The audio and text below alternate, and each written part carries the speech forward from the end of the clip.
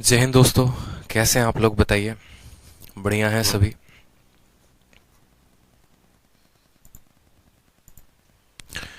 Audio video clear है? Audio video clear है ना? गुड आफ्टरनून भाई, गुड आफ्टरनून सभी को। मज़े में हैं आप लोग, बताइए। चलिए, तो कुछ बातों को हम जानते हैं। सबसे पहले जो मुझे बात कहनी थी आप लोगों से मेंसुरेशन को लेकर। सबसे पहली बात, आप लोगों को एक बात समझनी पड़ेगी। जो मेंसुरेशन की शीट है, उसमें जो पहला वाला शीट है थ्योरी का, उस थ्योरी के पोर्शंस में आपको प्री मेंस लेवल का और मेंस के बाप लेवल का सब कुछ आपको दे रखा है मैंने।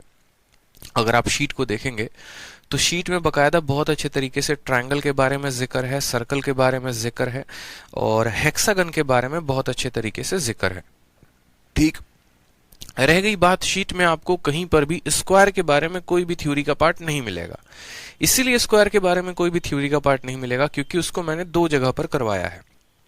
पहला, एक आपको ज्योमेट्री में स्क्वायर से संबंधित जितने भी सवाल होते हैं और जो जो सवाल होते हैं वो सभी के सभी मैंने करवा दिए हैं। दूसरा, जो आपको मेंसुरेशन के 2D का हम एक्सरसाइज वाली शीट देंगे, उसमें हमने स्क्वायर के सभी क्वेश्चंस को डाला है। ठीक है। आप लोगों को चूंकि अभी एक्सरसाइज की शीट नहीं मिली है, लेकिन जो शीट बनी है मैं अभी देख कर आया हूं, बहुत अच्छी शीट है।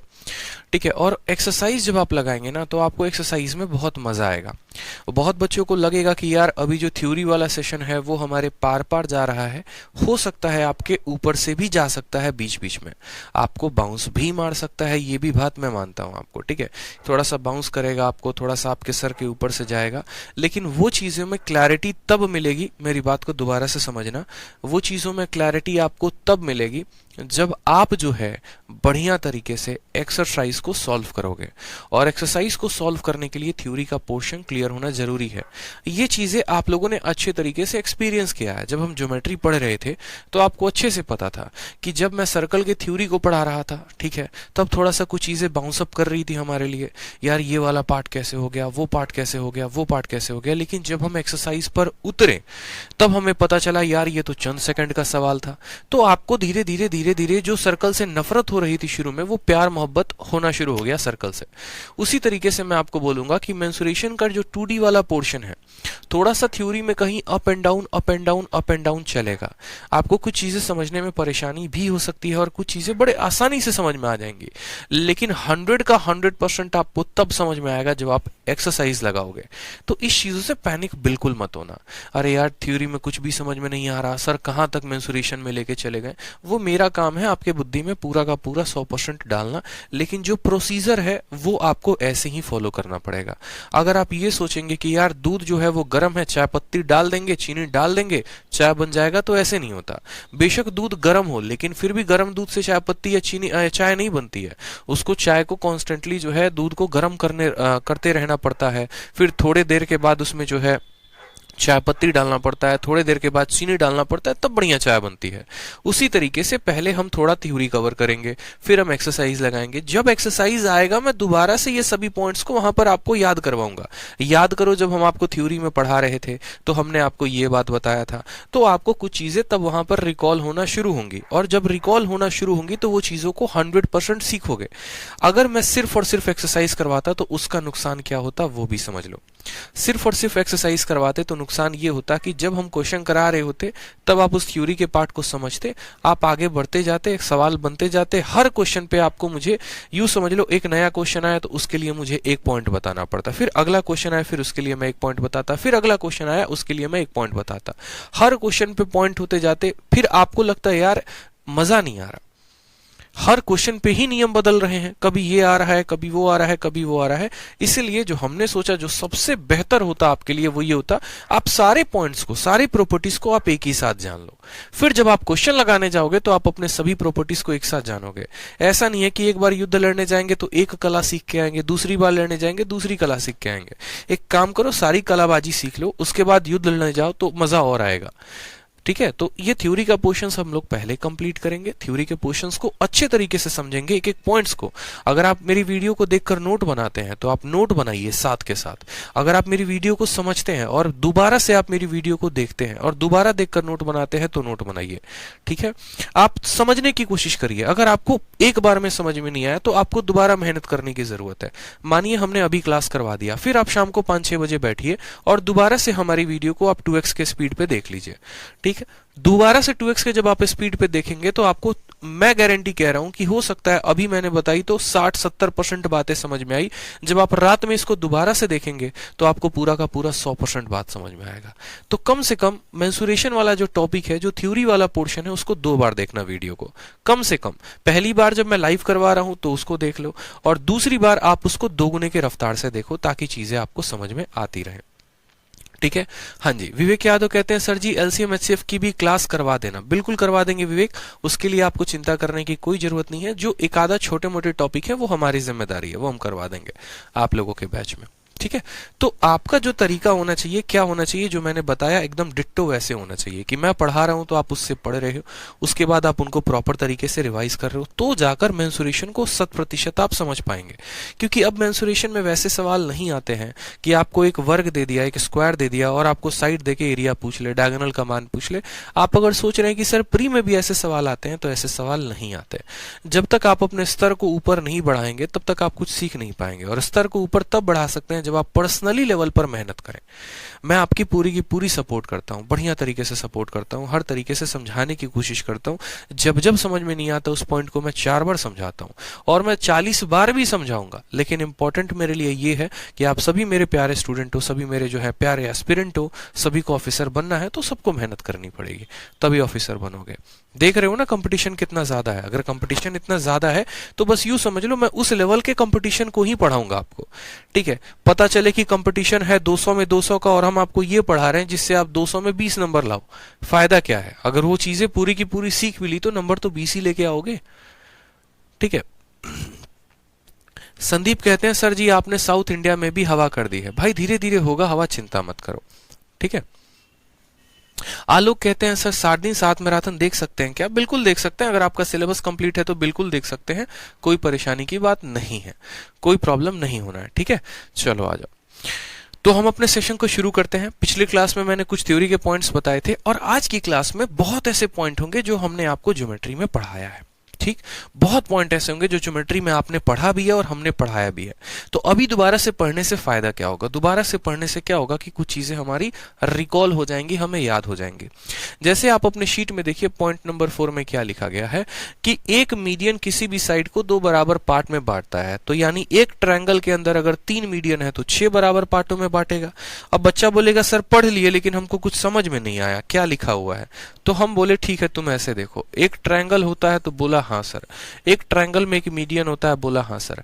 तो देखो बेटा, जो मीडियन यानी माध्यिका होती है ना, जैसे मानो एबीसी नाम का कोई त्रिभुज है और एडी नाम की माध्यिका है, तो ये इसको 2 बराबर क्षेत्रफलों में बांटती है। तो बोला अब समझ में आया कि एक जो माध्यिका होती है त्रिभुज को 2 बराबर भागों में बांटती है। तो उसको पहला पॉइंट क्लियर हो गया। फिर उसके बाद में यहां पर कहा गया है कि अगर उसके अंदर 3 माध्यिकाएं हो जाए तो 6 बराबर भागों में बांटेगी। तो यानी यहां पर अगर हम पहला मीडियन इसको बनाते हैं, दूसरा इसको बनाते हैं, तीसरा इसको बनाते हैं, तो 1 part, 2 part, 3 part, 4 5 part 5 6 part, ये हमने बकायदा आपको ज्योमेट्री में सिखा दिया है। ठीक, कि अगर एक मीडियन 2 भागों में बांटती है तो 3 मीडियन पूरे के पूरे 6 भागों में बांटेगी। तो बोलोगे सर 4 मीडियन 8 भागों में बांट देगी, 5 मीडियन 10 भागों में बांटेगी। मूर्ख इंसान, एक बात बताओ, किसी भी ट्रायंगल में 4 मीडियन कैसे हो सकता है? मीडियन तो उतना ही होगा ना। मीडियन कितना होगा? मीडियन उतना ही होगा जितने यहाँ वर्टेक्स होंगे। एक वर्टेक्स से एक ही ना मीडियन बना सकते हो, ऐसा तो है नहीं यहाँ से 2 को बनाओगे। तो ट्रायंगल में अगर 3 वर्टेक्स हैं तो 3 ही मीडियन बनेंगे, और 3 मीडियन बनेंगे तो 6 बराबर क्षेत्रफल में ये बटेगा। ठीक है, पॉइंट क्लियर हो गया। फिर उसके बाद पढ़ते हैं, each triangle has 3 median and the point of intersection of medial is called centroid. ये बड़ी खूबसूरत बात कही आपने। आपने कहा यहां पर कि सर देखो, हमें पता है कि एक त्रिभुज के अंदर 3 मीडियन होते हैं, 3 माध्यिकाएं होती हैं, और तीनों के तीनों माध्यिकाएं जहां पर काटती हैं, ये पहली माध्यिका, ये दूसरी माध्यिका, ये तीसरी। तो भैया कहीं ना कहीं तो ये रुककर चाय नाश्ता पानी करेंगे। तो बोलोगे हाँ सर। जिस पॉइंट पर चाय नाश्ता पानी कहते हैं उनको हमने ज्योमेट्री में क्या पढ़ा था? उनको हम कहते हैं सेंट्रोइड। सेंट्रोइड को हिंदी में क्या कहते हैं? तो केंद्रक कहते हैं। क्या कहते हैं? तो केंद्रक कहते हैं। समझ में आया? ये बात हमने अच्छे तरीके से पढ़ा है, लिखा भी है यहाँ पर कि केंद्रक कहलाता है। ठीक। एक और चीज आपने पढ़ा था कि इस वर्टेक्स से लेकर, देखो अगर मैं कोई ट्रायंगल बना रहा हूं और इस ट्रायंगल में मैं यहां पर कह रहा हूं कि ये एडी नाम का मीडियन है और जी नाम का कोई सेंट्रोइड है, कोई केंद्रक है, तो आपने फिर से ज्योमेट्री में क्या पढ़ा था कि जो ये केंद्रक होता है, ये केंद्रक जो है इसको पूरा का पूरा दो पार्टों में बांटता है। पहला पार्ट जो होता है वो 2 यूनिट होता है, दूसरा पार्ट हमारा 1 यूनिट होता है। 2:1 में बांटता है। किस में बांटता है? 2:1 में बांटता है। ठीक। चलो आ जाओ, फिर उसके बाद हम पढ़ते हैं कि देखिए भाई साहब, अगर हमारा एडी मीडियन है तो एक मीडियन हमारे ट्रायंगल को 2 बराबर क्षेत्रफलों में बांटेगा। ये हमने फोटो के माध्यम से आपको बता दिया।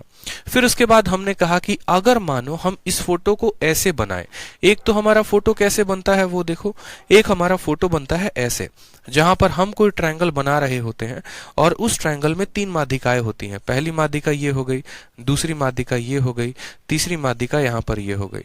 तो उस केस में ये कितने भागों में बढ़ता है? तो बोलोगे सर 6 भागों में बढ़ता है। 1, ये हो गया 2, ये हो गया 3, ये हो गया 4 पार्ट, ये हो गया 5 पार्ट और ये हो गया 6 पार्ट। ये इस तरीके से 6 बराबर भागों में बटेगा। लेकिन अगर हम यहां पर दोस्त, अगर हम यहां पर क्या करें, छोटी छोटी बातों को फॉलो अप करें और हम यहां पर इसी फोटो को कैसे बना दें, इसी फोटो में देखना, हमने यहां पर इस लाइन को मिटा दिया, हमने यहां पर इस लाइन को मिटा दिया।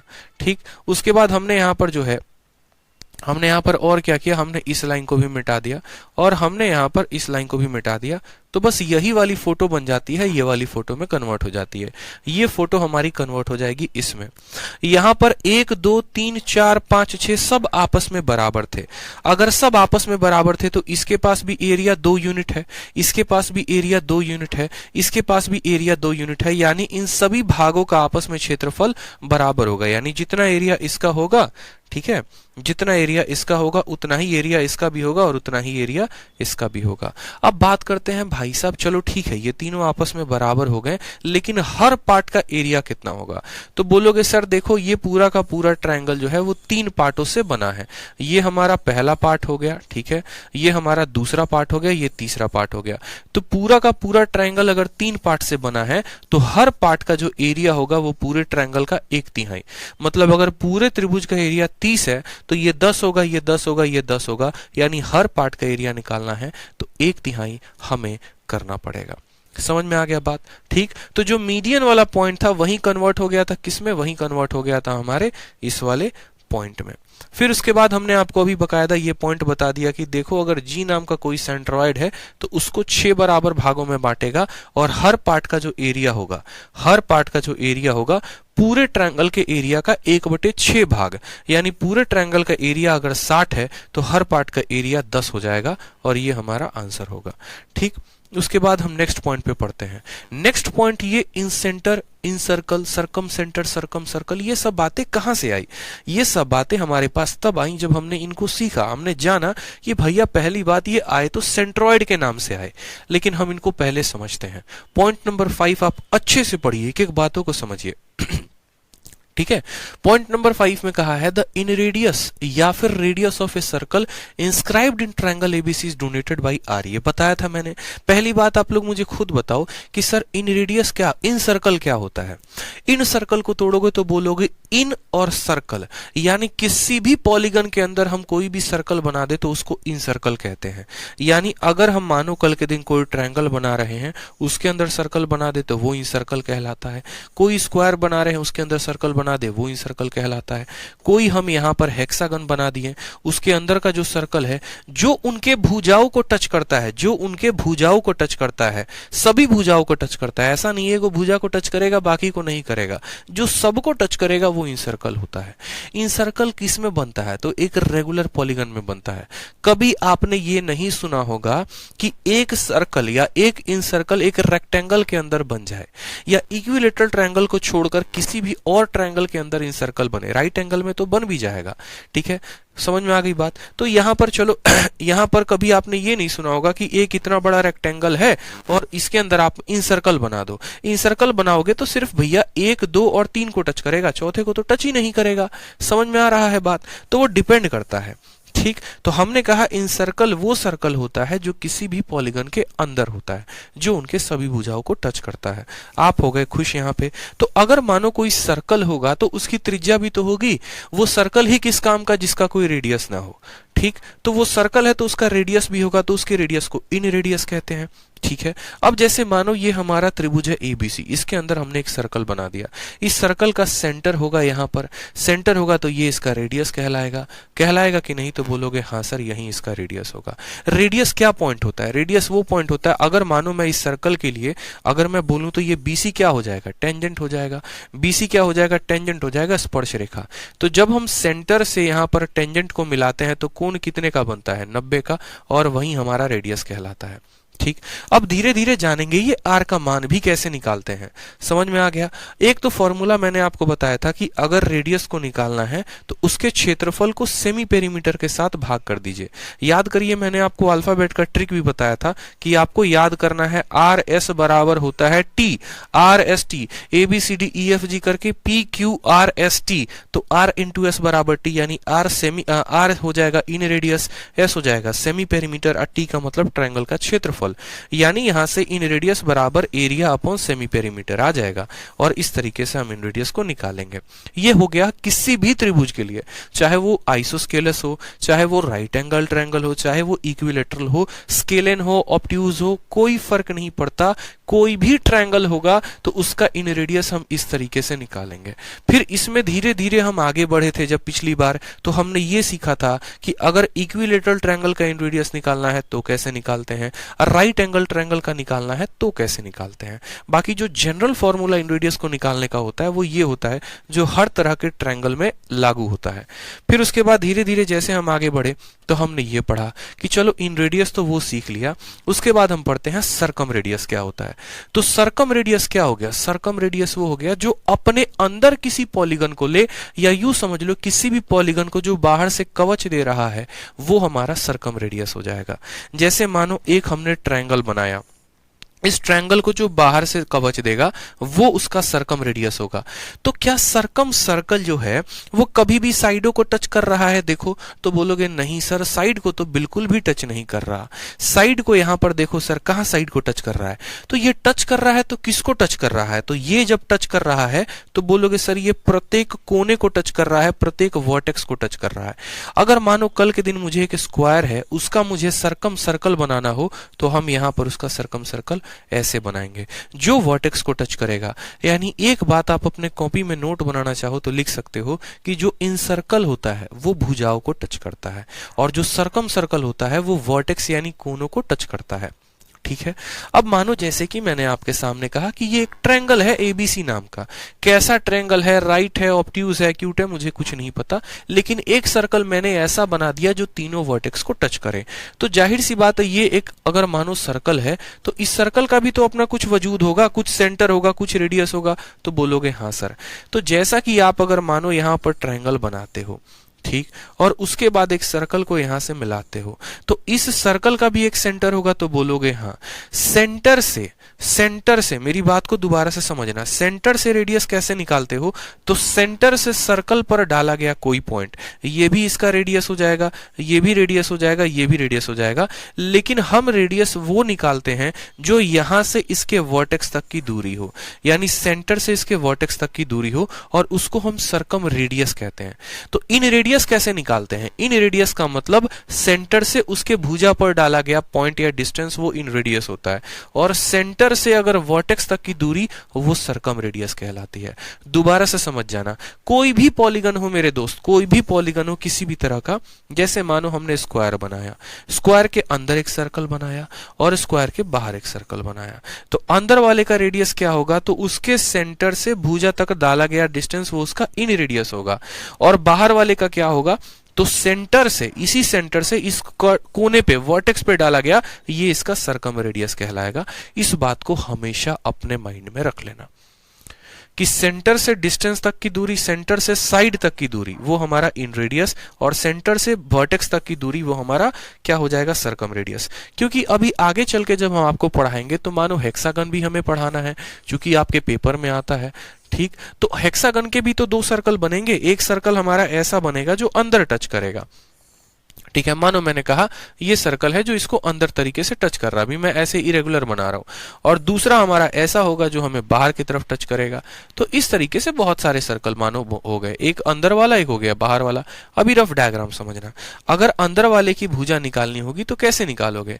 अंदर वाले की भुजा निकालनी होगी तो बोलोगे सर सेंटर से साइड तक की दूरी, सेंटर से साइड तक की दूरी वो हो जाएगा इन रेडियस, और सेंटर से वर्टेक्स तक की दूरी वो हो जाएगा क्या? वो हो जाएगा सर्कम रेडियस। देखो सेंटर से वर्टेक्स तक की दूरी, तो ये सभी बातें हर जगह पे लागू होती हैं। तो तुरंत अपने कॉपी में नोट बना के लिखिए कि सर अगर हमारा कोई भी पॉलीगन है, अगर हमारा कोई भी पॉलीगन है और हमें उसका इन रेडियस निकालना है तो उसके सेंटर से उसके साइड तक के दूरी को निकालेंगे, और अगर उसका सर्कम रेडियस निकालना है, बाह्य त्रिज्या निकालना है, अंतः त्रिज्या के लिए सेंटर से भुजा तक की दूरी, और बाह्य त्रिज्या के लिए सेंटर से वर्टेक्स तक की दूरी, ये हो गया। उसके बाद फिर हमने पढ़ा कि चूंकि देखो हमें इन रेडियस निकालने का फॉर्मूला पता है, इन रेडियस का formula area upon semi perimeter, तो क्या किसी भी ट्रायंगल के लिए सर्कम रेडियस निकालने का कोई फॉर्मूला है? तो हमने कहा बिल्कुल फॉर्मूला है, और वो फॉर्मूला इतना है कि उस ट्रायंगल के तीनों भुजाओं को मल्टीप्लाई कर दो। इक्विलेटरल होगा तो तीनों मल्टीप्लाई हो जाएगा, ठीक है। ए करके राइट एंगल होगा तो वो देख लेना, मतलब आपको तीनों भुजाओं को मल्टीप्लाई कर देना है और भाग कर देना है उसके एरिया के 4 गुना से, ये आपको सर्कम रेडियस निकाल के दे देगा। ठीक, फिर उसके बाद हमने पॉइंट नंबर 7 पढ़ा। पॉइंट नंबर 7 में हमने क्या देखा? देखो कहा जाता है कि the perimeter and the area of A triangle made by joining the mid point of A side will be half of original perimeter and 1/4 of original area respectively. अपने आप में बहुत महत्वपूर्ण बात कहता है। हम आपको धीरे धीरे एरिया भी बताएंगे, आपका एक एक पॉइंट हम क्लियर करवाएंगे, ये हमारी जिम्मेदारी है। बस तसल्ली से सभी बातों को सुनते जाइए, समझते जाइए। अगला पॉइंट आपसे ये कहा गया पॉइंट नंबर 7 में कि देखिए जब आप एक त्रिभुज बनाते हैं, आप क्या बनाते हैं? जब आप एक त्रिभुज बनाते हैं ऐसा, तो उस त्रिभुज में जब आप इनके मध्य बिंदुओं को जोड़ते हैं, इस साइड का मध्य बिंदु यानी मिड पॉइंट ये होगा, इस साइड का मिड पॉइंट ये होगा, और इस साइड का मिड पॉइंट ये होगा। जब आप तीनों साइडों के मिड पॉइंट को जोड़ोगे, मिड पॉइंट का मतलब क्या हो गया? मध्य बिंदु। जब आप इनको जोड़ोगे तो ये ऐसे जुटेगा, इन दोनों को आपस में जोड़ो, इन दोनों को आपस में जोड़ो, तो क्या होगा? अपने आप में एक नए ट्रायंगल का निर्माण हो गया अंदर। अब ये जो नया वाला ट्रायंगल है जिसका निर्माण हुआ है, उसकी कुछ ना कुछ अपना पेरीमीटर भी होगा, परिमाप भी होगा। जैसे मानो बाहर वाले का पेरीमीटर है, बाहर वाले का अपना कुछ पेरीमीटर है। ये जैसे मानो मैंने कहा ना कि ये हमारा ABC नाम का ट्रायंगल हो गया, और दूसरा जो बना है उसका नाम हो गया DEF नाम का। तो भैया खुद सोचो, ABC नाम का वाला कुछ एरिया होगा, ठीक है, ABC वाले का कुछ पेरीमीटर होगा, ठीक। तो अगर ABC का पेरीमीटर दिया गया हो, अगर ABC का एरिया दिया गया हो, तो क्या उसकी तुलना या उसका इस्तेमाल करके हम DEF का इस्तेमाल करके हम DEF का पेरीमीटर या एरिया बता सकते हैं? तो आप बोलोगे हाँ सर बता सकते हैं। कैसे बता सकते हैं? याद करो जब सिमिलैरिटी पढ़ाया था, आप हमेशा इस बात को ध्यान रखना, बिना ज्योमेट्री पढ़े मेंसुरेशन नहीं पढ़ा जा सकता है, क्योंकि मेंसुरेशन ज्योमेट्री का पार्ट है। बाप जो है वो ज्योमेट्री है, बेटा जो है वो मेंसुरेशन है। आप बोलोगे सर देखो हमने ट्रायंगल की एक प्रॉपर्टी पढ़ी थी, बड़ी खूबसूरत प्रॉपर्टी, बस उसी से इसको रिलेट करना। जब आपने थेल्स थ्योरम पढ़ा था पहली क्लास में सिमिलैरिटी में ही, तो आपने सीखा था कि अगर हमारा ट्रायंगल ABC है, उस ट्रायंगल में AB का मिड पॉइंट यहां पर है और AC का मिड पॉइंट यहां पर है। जब इनके मध्य बिंदुओं को जोड़ते हैं तो वो ऑटोमेटिक इसके पैरेलल हो जाता है, और अगर BC की लंबाई 10 है तो यहां पर जो हम DE बनाते हैं वो 10 का क्या हो जाता है? आधा हो जाता है। पढ़ा था कि नहीं पढ़ा था? बोलना कि जब हम एक ट्रायंगल के दोनों साइडों को जोड़ते हैं, दोनों मिड पॉइंट को जोड़ते हैं, तो ये वाली रेखा हमेशा क्या हो जाती है? इसकी आधी हो जाती है। यानी अगर हम यहां पर FE की बात करें तो FE जो होगा वो क्या होगा? BC का आधा हो जाएगा। हो जाएगा दोस्तों? बोलोगे हाँ सर। उसी तरीके से आप इस नजरिए से देखो तो ये वाला जो लाइन है, ये जो D से लेकर E तक है, ये पूरा का पूरा AB का आधा होगा। तो बोलोगे हाँ सर ये AB का आधा हो जाएगा। उसी तरीके से ये वाली रेखा को देखिए जरा, इस वाली रेखा को, तो ये वाली रेखा जो आपकी आएगी ये किसकी आधी हो जाएगी? तो ये पूरे के पूरे AC की आधा हो जाएगा। तो बोलोगे सर ये AC का आधा हो जाएगा। समझ में आ गया बात। यानी अगर हम यहाँ पर सिर्फ और सिर्फ अभी पेरीमीटर की बात करें तो आप खुद मुझे बताओ कि अगर इसका मान 10 है तो इसका मान 5 है, अगर इसका मान 10 है तो इसका मान 5 है, अगर इसका मान 10 है तो इसका मान 5 है। यानी हमने एक बात को सीखा, और हमने वो क्या सीखा कि जो अंदर में छोटू ट्रायंगल बनता है उसका जो पेरीमीटर होगा, उसका जो पेरीमीटर होगा वो बड़े वाले ट्रायंगल का आधा होगा। और यही बात दोस्त मेरे यहाँ पर लिखी गई है बहुत अच्छे तरीके से पॉइंट में। क्या लिखा गया है? द पेरीमीटर, ठीक है, द पेरीमीटर, सिर्फ फोकस करो, द पेरीमीटर किसका? Made by joining the mid point of A side will be half of original perimeter. पूरे ट्रायंगल का पेरीमीटर का इसका जो PQR का जो पेरीमीटर होगा वो क्या होगा? आधा। तो कल के दिन ऐसा कहा जा सकता है कि आपके ABC का पेरीमीटर 50 है तो PQR का पेरीमीटर बताओ कितना होगा? तो बोलोगे सर 25। आपको बोला जाएगा ABC का पेरीमीटर 100 है, ठीक है, तो PQR का पेरीमीटर यानी परिमाप बताओ, तो बोलोगे सर 50 हो जाएगा। ये हमने निकाला अभी पेरीमीटर। अगर हम पेरीमीटर निकाल सकते हैं तो क्या हम क्षेत्रफल निकाल सकते हैं, एरिया निकाल सकते हैं? तो बोलोगे हाँ गुरुजी, एरिया भी निकाल सकते हैं। आपको अभी एक बात को समझना पड़ेगा। याद करो वो दिन जब हम पढ़ते थे थेल्स थ्योरम, थेल्स थ्योरम पढ़ते थे, और थेल्स थ्योरम जब हम पढ़ते थे तो एक पल के लिए भी साइडों को यहां मिटा दो, इनकी कोई आवश्यकता नहीं है। ठीक है, अभी आप जब थेल्स थ्योरम पढ़ रहे थे तो आपको एक बात पता था कि अगर हम यहाँ पर ABC नाम के कोई ट्रायंगल को बनाते हैं और वहां पर D और E नाम का कोई मिड पॉइंट होता है, ठीक, तो हमने वहां पर पढ़ा था कि अगर साइड का रेशियो, देखना मेरी बात को समझना, साइड का रेशियो कितना है? 1:2 है, तो क्षेत्रफल का रेशियो जो हो जाएगा 1:4 हो जाएगा। ठीक है, 1:4 हो जाएगा। यानी ऊपर वाला एक पार्ट होगा तो पूरा का पूरा ट्रायंगल कितना होगा? 4 पार्ट होगा। समझ में आ गया? यानी हम ये कह सकते हैं ऊपर वाला अगर एक पार्ट है तो पूरा का पूरा ट्रायंगल 4 पार्ट। उसी तरीके से ये ऊपर वाला एक पार्ट, अगर पूरे ट्रायंगल को हम 4 यूनिट लेते हैं तो उस 4 यूनिट में एक यूनिट हमारा AFE वाले का होगा। उसी तरीके से अगर हम यहाँ पर इन दो ट्रायंगल को कंसीडर करें, एक इसको और दूसरा जो है वो इसको, तो हम बोलेंगे अगर ये एक यूनिट होगा तो पूरा का पूरा ट्रायंगल कितना होगा? 4 यूनिट होगा। यानी एक यूनिट ये ले गया, उसी तरीके से एक यूनिट ये ले गया, तो 4 यूनिट में 3 यूनिट ये तीनों लेके चले गए, तो बचा कितना? बोलोगे सर 1 यूनिट, और वो हो जाएगा हमारा बीच वाला, वो हो जाएगा हमारा बीच वाला। यानी यहां से हमें एक और बात सीखने को मिली, और वो हमें ये सीखने को मिली कि जब हम किसी भी ट्रायंगल का, वो ट्रायंगल मेरे दोस्त कैसा भी ट्रायंगल हो, ठीक है, कोई फर्क नहीं पड़ता, जब भी आप उसके मध्य बिंदुओं को जोड़ोगे, जब भी आप उसके मध्य बिंदुओं को जोड़ोगे तो अंदर जो ट्रायंगल बनेगा उसका जो क्षेत्रफल होगा ना, वो पूरे के पूरे ट्रायंगल का 1/4 होगा। पूरे ट्रायंगल का क्षेत्रफल अगर 4 भाग है तो अंदर वाले का 1 भाग होगा। वही बात यहां पर बताने की कोशिश की गई है पॉइंट्स के माध्यम से। तो हमें यह बात ध्यान रखना है कि जब भी कोई ट्रायंगल है उनके मध्य बिंदुओं को जोड़ते हैं, उसका परिमाप आधा होता है बड़े वाले के, और उसका जो क्षेत्रफल होता है वो 1/4 होता है। और ये पॉइंट नंबर 7 में कहा गया है। इंग्लिश में भी हिंदी में भी एक एक बात फोटो के माध्यम से दर्शाई गई है। नोट्स बनाने के लिए जरूरत नहीं पड़ेगी क्योंकि शीट में आपको मैंने दे दिया है, शीट प्रिंट करवा लोगे तो काम खत्म हो जाएगा। ठीक है, तो ये 2 पॉइंट के माध्यम से लिखवा दिया है कि अगर आपको पेरीमीटर निकालना है, किसका? PQR का पेरीमीटर निकालना है, तो बड़े वाले का क्या कर दो?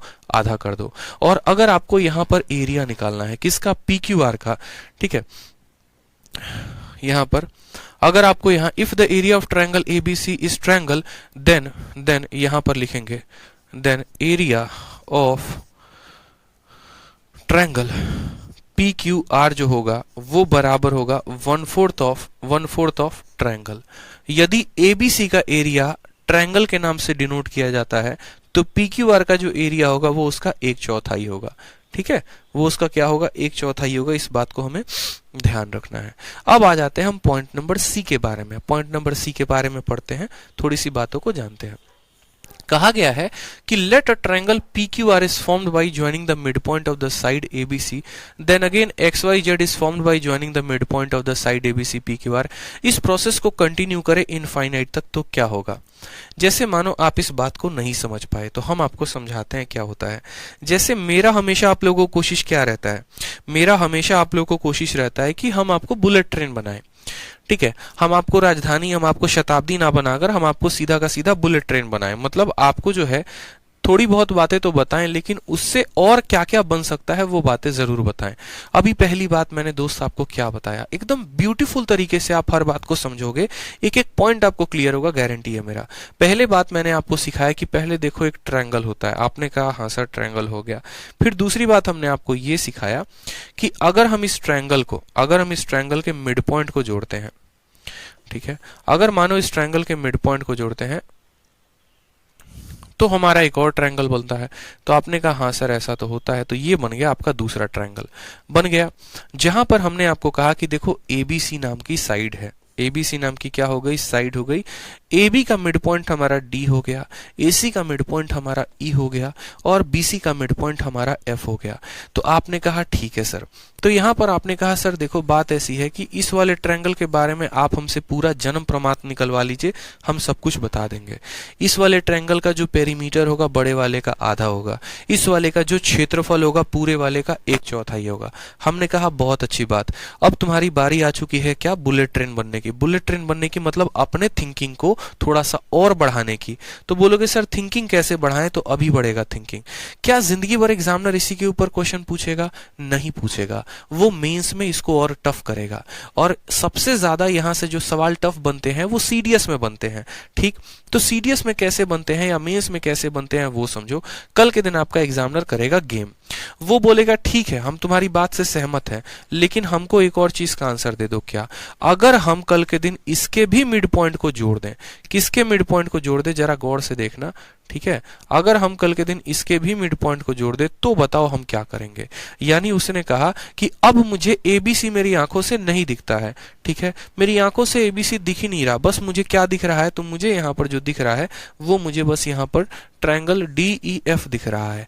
और अब मैं क्या करूंगा, DE का मिड पॉइंट को मानूंगा x, DF के मिड पॉइंट को मानूंगा y, ये इसका मिड पॉइंट, और मैंने EF को मानूंगा z, और इनके मिड पॉइंट को अब मैं जोड़ूंगा। तो अब मुझे बताओ यहाँ पर, अब मुझे क्या बताओ कि जो तुमने यहाँ पर XYZ नाम का ट्रायंगल बनाया है, ये XYZ का जो क्षेत्रफल है वो बड़े वाले के तुलना में कितना होगा, बड़े वाले के तुलना में कितना होगा, या XYZ का जो पेरीमीटर होगा वो बड़े वाले की तुलना में कितना होगा। अब बच्चा यहाँ असमंजस में पड़ जाएगा, कोई बात नहीं। तो हमने कहा देखो कंसेप्ट ऐसी चीज होती है जिसका कोई मात नहीं है, जिसको कोई हरा नहीं सकता है। आप क्या समझोगे, आप बोलोगे सर देखो बात ऐसी है, अगर हम यहां पर बात करते हैं किसके, XYZ के ट्रायंगल के लिए, तो XYZ का जो पेरीमीटर होगा सर क्या होगा समझना। तो XYZ का जो पेरीमीटर होगा, साफ तौर पर बोलोगे ये XYZ है, तो बोलोगे हाँ सर। ये किसके ट्रायंगल से किसके मध्य बिंदुओं को जोड़कर बना, तो बोलोगे सर ये जो XYZ है ना, ये XYZ ये DEF के मध्य बिंदुओं से बना। यानी जो भी ट्रायंगल किसी ट्रायंगल के मध्य बिंदुओं से जोड़कर बनता है उसका पेरीमीटर क्या होता है, तो उसका पेरीमीटर उस ट्रायंगल का आधा होता है। यानी XYZ का जो पेरीमीटर होगा दोस्त, XYZ का जो पेरीमीटर होगा ट्रायंगल XYZ का, वो किसका होगा, वो आधा होगा। किसका आधा होगा, तो बोलोगे सर वो आधा होगा हमारे DEF के, ठीक है। ये वाला ट्रायंगल का जो पेरीमीटर होगा, परिमाप होगा, वो DEF के आधा होगा, तो बोलोगे सर हाफ ऑफ DEF। ठीक, समझ में आ गई बात। अब उसी तरीके से समझो एक और बात कि जो यहां पर DEF होगा, अब हम बात करते हैं ट्रायंगल DEF के बारे में कि ट्रायंगल DEF के बारे में क्या पढ़ा था। तो आप मुझे बताओ ये जो ट्रायंगल DEF है इसका पेरीमीटर कितना होगा, तो बोलोगे सर ये जो DEF है ना, ये किसके मिड पॉइंट से बना है, आप मुझे खुद बताओ किसके मिड पॉइंट से, तो बोलोगे सर DEF जो है वो ABC के मिड पॉइंट से बना है। यानी DEF का जो पेरीमीटर होगा वो किसका होगा, हाफ ऑफ ट्रायंगल ABC। अभी हम कहीं पर भी आगे नहीं बढ़े हैं, हम आपको सिर्फ कह रहे हैं कि जो ये छोटा वाला होता है ये अपने से थोड़े से बड़े वाले का आधा, फिर ये जो बड़ा वाला होता है अपने से थोड़े से बड़े वाले का आधा। यानी अगर DEF का मान ABC का आधा है तो इस DEF को आप यहां पर रखो। जब इस DEF के मान को आप यहां पर रखोगे तो आप बोलोगे DEF के स्थान पे हम रख सकते हैं हाफ ऑफ ट्रायंगल ABC। यानी हम यहां पर कह पाए कि सर अगर मुझे छोटू ट्रायंगल का एरिया निकालना है, अगर मुझे छोटू ट्रायंगल का एरिया निकालना है, मतलब ये छोटू ट्रायंगल का एरिया निकालना है, पेरीमीटर निकालना है, माफ करेंगे परिमाप, तो जितना भी ABC का पेरीमीटर होगा उसका 1/4। ठीक है, जिसका भी पेरीमीटर होगा उसका एक चौथाई। यानी बहुत सरल भाषा में अगर हम बोलें तो अगर एबीसी का पेरीमीटर 40 है तो एक्स वाई जेड का पेरीमीटर 10 होगा। अगर एबीसी का पेरीमीटर 80 है तो एक्स वाई जेड का पेरीमीटर 20 होगा, 80 का एक चौथाई। ये बात क्लियर हुई? ठीक, पेरीमीटर निकाल दिया। यानी हम ऐसा कह सकते हैं कि बड़े वाले का आधा ये हो गया। देखो, एबीसी का आधा डीईएफ हो गया और डीईएफ का आधा कौन हो गया? तो एक्स वाई जेड हो गया। या हम ऐसे भी कह सकते हैं कि एक्स वाई जेड का दोगुना कौन होगा? तो डीईएफ होगा, और डीईएफ का दोगुना कौन होगा? तो एबीसी होगा। यानी हमें अगर किसी का भी मान दे तो हम उसके आधार पर कह सकते हैं, जैसे अगर हमें एबीसी का क्षेत्र, एबीसी का परिमाप देता है 80 सेंटीमीटर, तो हम बोलेंगे 80 का आधा कौन हो जाएगा? डीईएफ हो जाएगा। और डीईएफ का आधा कौन होगा? X Y Z. तो 80 का आधा 40 और 40 का आधा 20, यानी एक्स वाई जेड का क्षेत्रफल कितना हो जाएगा? 20 हो जाएगा, सॉरी पेरीमीटर कितना हो जाएगा? तो 20 हो जाएगा। ये तो हमने सिर्फ पेरीमीटर बताया। अगर हमें बताओ इसी तरीके से एक्स वाई जेड का एरिया बताना हो तो एरिया का कंसेप्ट क्या लगता है? तो बोलोगे सर देखो, आप मुझे बताओ सबसे पहली बात कि एबीसी का जितना भी क्षेत्रफल होगा उसका डीईएफ क्या पार्ट प्ले करेगा? तो बोलोगे सर देखो, डीईएफ अभी हमने पढ़ा था कि जो भी क्षेत्रफल होता है, जो भी क्षेत्रफल होता है, जैसे मानो कोई भी ट्रायंगल है, उसके मध्य बिंदु को जब हम मिलाते हैं तो उसका जो एरिया होता है ना, वो पूरे के पूरे ट्रायंगल का एक चौथाई होता है। यानी हम यहां पर ये बात कहेंगे कि यार जो डीईएफ है वो क्या है? तो वो पूरे ट्रायंगल का एक चौथाई। और डीईएफ का एक चौथाई कौन है? यानी ये है। यानी हम कह सकते हैं कि ये एक चौथाई है किसका? देखो, एक्स वाई जेड एक चौथाई होगा किसका? डीईएफ का। तो ये एक चौथाई होगा किसका? डीईएफ का। ठीक है, और उसके बाद जो डीईएफ हमारा होगा वो क्या होगा? तो बोलोगे सर डीईएफ भी एक चौथाई होगा। डीईएफ जो होगा अंदर वाला छोटा वाला, ये जो डीईएफ होगा ये एक चौथाई होगा किसका? एबीसी का। तो बोलेंगे सर ये एक चौथाई हो जाएगा हमारा एबीसी का। अब डीईएफ का मान अगर इतना है तो यहां पर रख दो। तो डीईएफ का मान जब यहां पर रखोगे तो क्या बोलोगे? 1/4 इंटू 1/4 इंटू ट्रायंगल एबीसी। तो बोलोगे सर ये 1/16 हो जाएगा किसका? ट्रायंगल एबीसी का। तो ये साफ तौर पर स्पष्ट हो जाता है। और क्या स्पष्ट हो जाता है कि अगर मुझे यहाँ पर बाहर वाले का पेरीमीटर पता है तो इसका आधा डीईएफ हो जाएगा और उसका आधा एक्स वाई जेड हो जाएगा पेरीमीटर के मामले में। अगर मुझे बाहर वाले का एरिया पता है तो उसका एक चौथाई डीईएफ हो जाएगा और डीईएफ का एक चौथाई एक्स वाई जेड हो जाएगा। इस आधार पर हम बता पाएंगे। ठीक, तो हमने कहा चलो तुमने यहां तक भी सीख लिया, लेकिन अब मैं आप लोगों से पूछूंगा बहुत तगड़ा सवाल। ठीक है, और उस तगड़े सवाल के लिए थोड़ा सा आपको अपने बुद्धि को तोड़ना मड़ोड़ना पड़ सकता है, और यही इस सवाल का गेम है। ठीक है, यही इस सवाल का गेम है। और गेम क्या है वो समझना मेरे दोस्त। गेम आपसे मैं क्या कर रहा हूं? मैं आपसे ये कह रहा हूं आप बड़ा ट्रायंगल बनाओ। आपने कहा सर बना दिया, ये लो सर खुश हो जाओ आप तो मैंने कहा बहुत अच्छी बात है, बना दिया। फिर हमने कहा एक काम करो, इसके मिड पॉइंट को जोड़कर ट्रायंगल बनाओ। जैसे मानो इसका मिड पॉइंट यहां पर आएगा आपका। ठीक है, समझना मेरी बात को। इसका मिड पॉइंट यहां पर आएगा, इसका मिड पॉइंट यहां पर आएगा, इसका मिड पॉइंट यहां पर आएगा। मैंने कहा इनके मिड पॉइंट को जोड़ के बनाओ। तो आपने कहा सर ये लो बना दिए। मिड पॉइंट को ही तो जोड़ के बनाना था, बना दिए सर। ठीक, मैंने कहा ठीक है, मुझे इससे भी खुशी नहीं मिली। फिर मैंने कहा चलो जो अंदर बना है ना, अब देखते चलो जो अंदर बना है। जैसे मानो अब इसका मिड पॉइंट ये हो गया। देखो पहले हमने कहा एबीसी नाम का ट्रायंगल, एबीसी ट्रायंगल के मिड पॉइंट को हमने कहा डी है, ई है, एफ है। तो हमने एबीसी के मध्य बिंदु को जोड़कर डीएफ बना दिया। ठीक, अब मैंने कहा डीई का मिड पॉइंट हो गया हमारा एक्स, डीएफ का मिड पॉइंट हो गया वाई। ठीक है, और ईएफ का मिड पॉइंट हो गया जेड। तो हमने कहा अब इसको भी बना दो। आपने कह दिया सर लो इसको भी जोड़कर हमने बना दिया। ठीक, फिर उसके बाद भी मुझे तसल्ली नहीं मिली और मैंने कहा नहीं अब इसके अंदर भी आप जोड़ो। जैसे एक्स वाई का मिड पॉइंट को आप मान लो यहाँ पर ये पी हो गया, एक्स जेड के मिड पॉइंट को मान लो क्यू हो गया, और वाई जेड के मिड पॉइंट को मान लो आर हो गया। अब इन तीनों को भी जोड़ो। तो आपने कहा हाँ सर जोड़ दिया। मैंने कहा ऐसा करते रहो अनंत तक, तुम इनफाइनाइट तक ऐसा करते रहो जब तक तुम्हारे दिल को सुकून ना पहुंचे, और तुम इसको अनंत तक लेके चले जाओ जब तक सुकून ना पहुंचे। यही बात आपके शीट में लिखा गया है। आप पढ़िए यहाँ पे कि अगर कोई ट्रायंगल PQR नाम की बनती है जो हम ABC के मिड पॉइंट को ज्वाइन करते हैं, फिर पी क्यू आर के मिड पॉइंट को ज्वाइन करते हैं तो एक्स वाई जेड बनता है। और यही प्रोसेस इनफाइनाइट तक, अनंत तक अगर कंटिन्यू होता रहे, अगर यही प्रोसेस इनफाइनाइट तक कंटिन्यू होता रहे, ठीक है, जैसे ये प्रोसेस इनफाइनाइट तक कंटिन्यू होता रहे, तो जितने भी ट्रायंगल बनेंगे, जैसे पहला ट्रायंगल एबीसी हो गया, दूसरा ट्रायंगल डीईएफ हो गया, तीसरा ट्रायंगल एक्स वाई जेड हो गया, चौथा ट्रायंगल पी क्यू आर हो गया, फिर पी क्यू आर के अंदर भी बनेगा, फिर उसके अंदर भी बनेगा, फिर उसके अंदर भी बनेगा, फिर उसके अंदर भी, तो इन सभी का पेरीमीटर जो होगा वो कितना होगा, और इन सभी का जो एरिया होगा वो कितना होगा। सभी के एरिया का जोड़ पूछ सकता है, सभी के पेरीमीटर का जोड़ पूछ सकता है, ठीक है। अगर आप मुझसे बोलोगे सर कैट लेवल का मुझे बता दो, तो मैं आपसे फिर ये पूछ सकता हूं कि इसके अंदर अगर जो 11वां सर्कल बना है, या जो इसके अंदर 11वां ट्रायंगल बना है, उस 11वें ट्रायंगल का पेरीमीटर बता दो, या उस 11वें ट्रायंगल का एरिया बता दो, फिर वो बहुत कॉम्प्लेक्स हो जाएगा। लेकिन एसएससी की औकात अभी वहां तक नहीं पहुंची है। अभी जो पहुंची है या जो पहुंच सकती है वो ये पहुंच सकती है कि सभी ट्रायंगल का वो हमसे पेरीमीटर का जोड़ पूछ लें, या सभी ट्रायंगल का वो हमसे एरिया पूछ ले।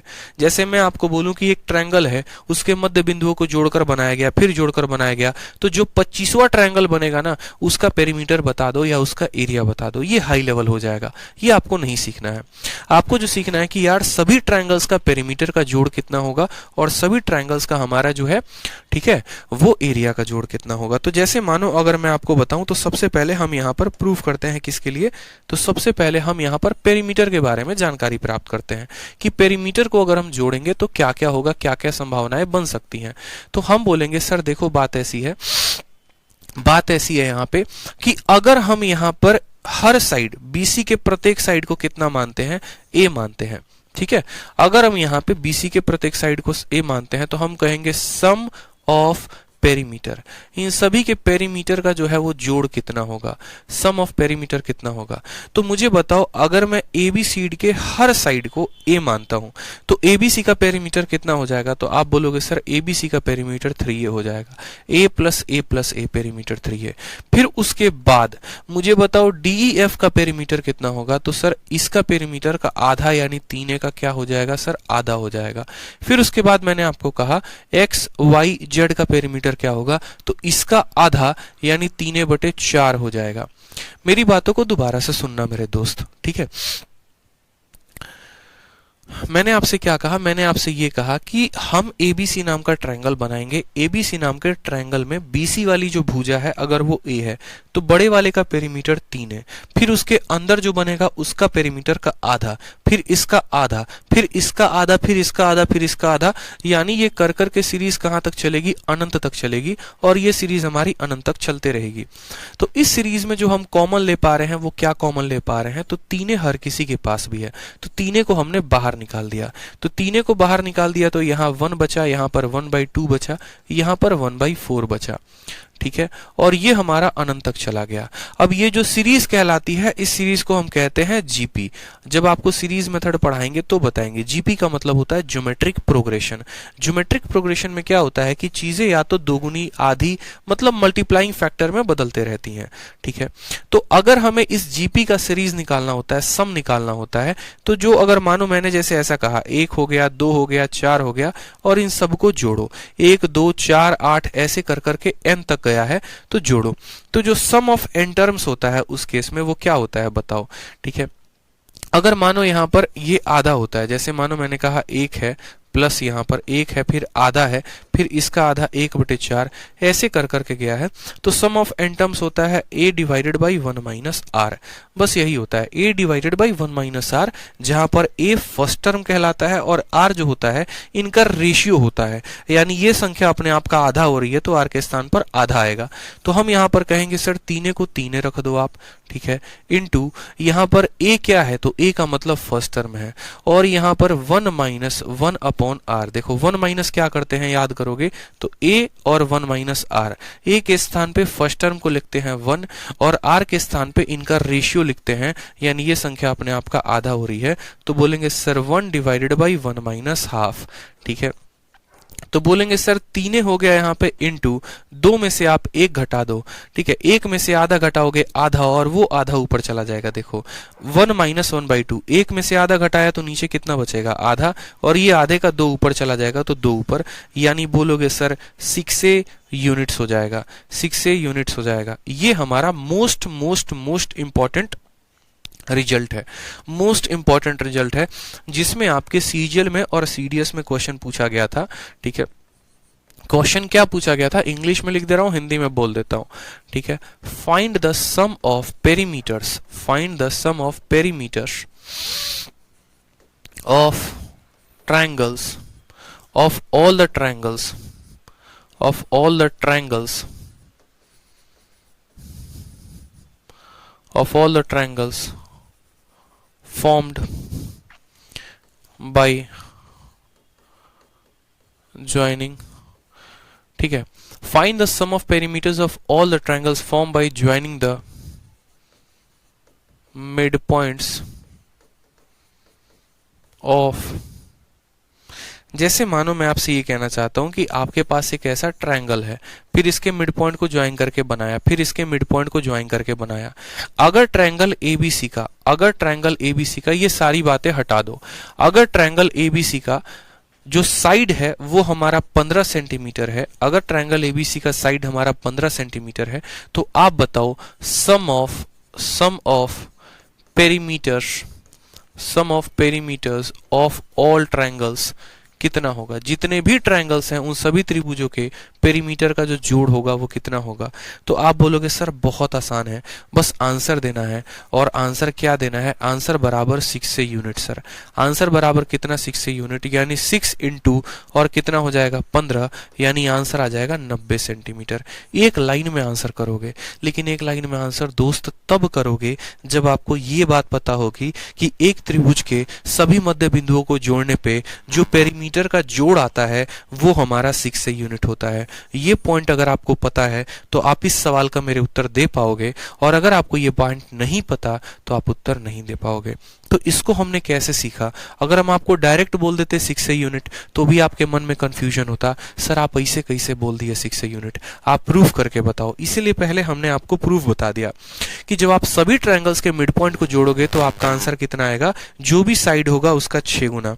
तो मुझे बताओ एक और सवाल अगर हम आपको दें और उस सवाल में हम आपसे ये कहें कि हमारे पास एक ऐसा ट्रायंगल है, फिर उसके सभी मिड पॉइंट को जोड़ना है, फिर उसके मिड पॉइंट को जोड़ना है, और ये चीजें अनंत तक चलती रहेगी। ठीक है, अगर यहाँ पर साइड को हमने कह दिया कि ये साइड हमारी 20 सेंटीमीटर है, तो इनके पेरीमीटर्स का सम बताओ, जल्दी से आंसर बताओ कितना होगा। Sum of perimeters, sum of perimeters, ठीक है, of all triangles, of all triangles, इनके पेरीमीटर का जोड़ कितना होगा, जल्दी से बता दो। ठीक है, इनके पेरीमीटर्स के जोड़ कितना होगा बता दो जल्दी से। बहुत आसान काम, बहुत आसान काम, बस 6 गुना कर देना होता है। सभी ट्रायंगल्स का पेरीमीटर का जो सम होगा वो क्या होगा दोस्त, तो बोलोगे सर 6 गुना किसका, 6 गुना हमारे साइड का, और साइड हमारा कितना है सर, तो साइड हमारा 20 दे दिया गया है, यानी 20 का 6 गुना कितना हो जाएगा 120। आपको प्रूफ नहीं याद करना है सर, आपको टीचर नहीं बनना है सर, इस बात को समझिए। आपको जो है इतना काबिल अपने आप को बना देना है कि पेपर में सवाल आए तो छूटना नहीं चाहिए सर। ठीक है, टीचर तो हमें बनना है, प्रूफ हमको याद रखना है, आपको थोड़ी याद रखना है सर। कल आप जाके ट्यूशन थोड़ी पढ़ाओगे कहीं पे, आप ऑफिसर बनोगे, किसी ऑफिस में बैठोगे, ठीक है, एसी केबिन में बैठोगे, बीएमडब्ल्यू गाड़ी होगी आपके पास सर। तो उस केस में बस आपको प्रूफ नहीं ध्यान रख के सिर्फ आपको एंड रिजल्ट ध्यान रखना है कि होता क्या है, यानी साइड का हम 6 गुना कर देते हैं, बस बात खत्म। ठीक, तो मैंने कहा चलो ऐसा कहानी हम करते हैं, तो एक बच्चा बड़ा खुश हो गया। उसने कहा सर एक काम कर दीजिए, अगर सबका पेरीमीटर का जोड़ निकाल दिए हैं तो क्या भरोसा एसएससी के दिमाग फिर जाए, वो एरिया का भी तो जोड़ पूछ सकता है। तो मैंने कहा हाँ भाई एरिया का तो जोड़ पूछ सकता है, यानी वो हमसे ये भी कह सकता है कि अगर आपके पास एक ट्रायंगल एबीसी है, उस ट्रायंगल के आप आपने मिड पॉइंट को जोड़ा तो एक ट्रायंगल बना, फिर उसके मिड पॉइंट को जोड़ा तो एक और ट्रायंगल बना, फिर उसके मिड पॉइंट को जोड़ा तो एक और ट्रायंगल बना। तो सबके मिड पॉइंट को जोड़ते जाओगे और ट्रायंगल बनाते जाओगे तो उनका जो एरिया होगा वो कितना होगा। ठीक है, आप समझ लो दोबारा से, आपने यहाँ पेरीमीटर में क्या सीखा, आपने यहाँ पर ये सीखा कि सभी के परिमाप का जो जोड़ होगा वो इस भुजा का 6 गुना। अगर भुजा 10 है तो सभी के पेरीमीटर का सम 60, अगर भुजा 20 है तो सभी के पेरीमीटर का सम 120, अगर भुजा 30 है तो सभी के पेरीमीटर का सम 180। इतना आसान, बस एक लाइन में आंसर दोगे सर सबका पेरीमीटर जो होगा वो साइड का 6 गुना, वो साइड का 6 गुना। बस समझ में आ गया बात। ठीक, अब उसी तरीके से अगर हम एरिया के लिए कुछ निकालें तो एरिया के लिए कहानी क्या आएगी। तो अगर हम एरिया के लिए बात करते हैं दोस्त, और एरिया में क्या बात करते हैं, sum of area of all triangle, sum of areas of all triangles, सभी ट्रायंगल्स के क्षेत्रफल का जो सम होगा वो क्या होगा।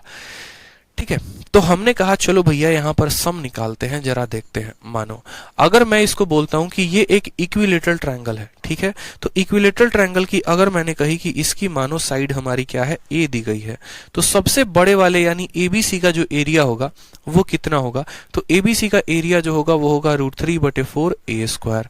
कितना होगा, तो √3/4 ए स्क्वायर। समझ में आ गया बात।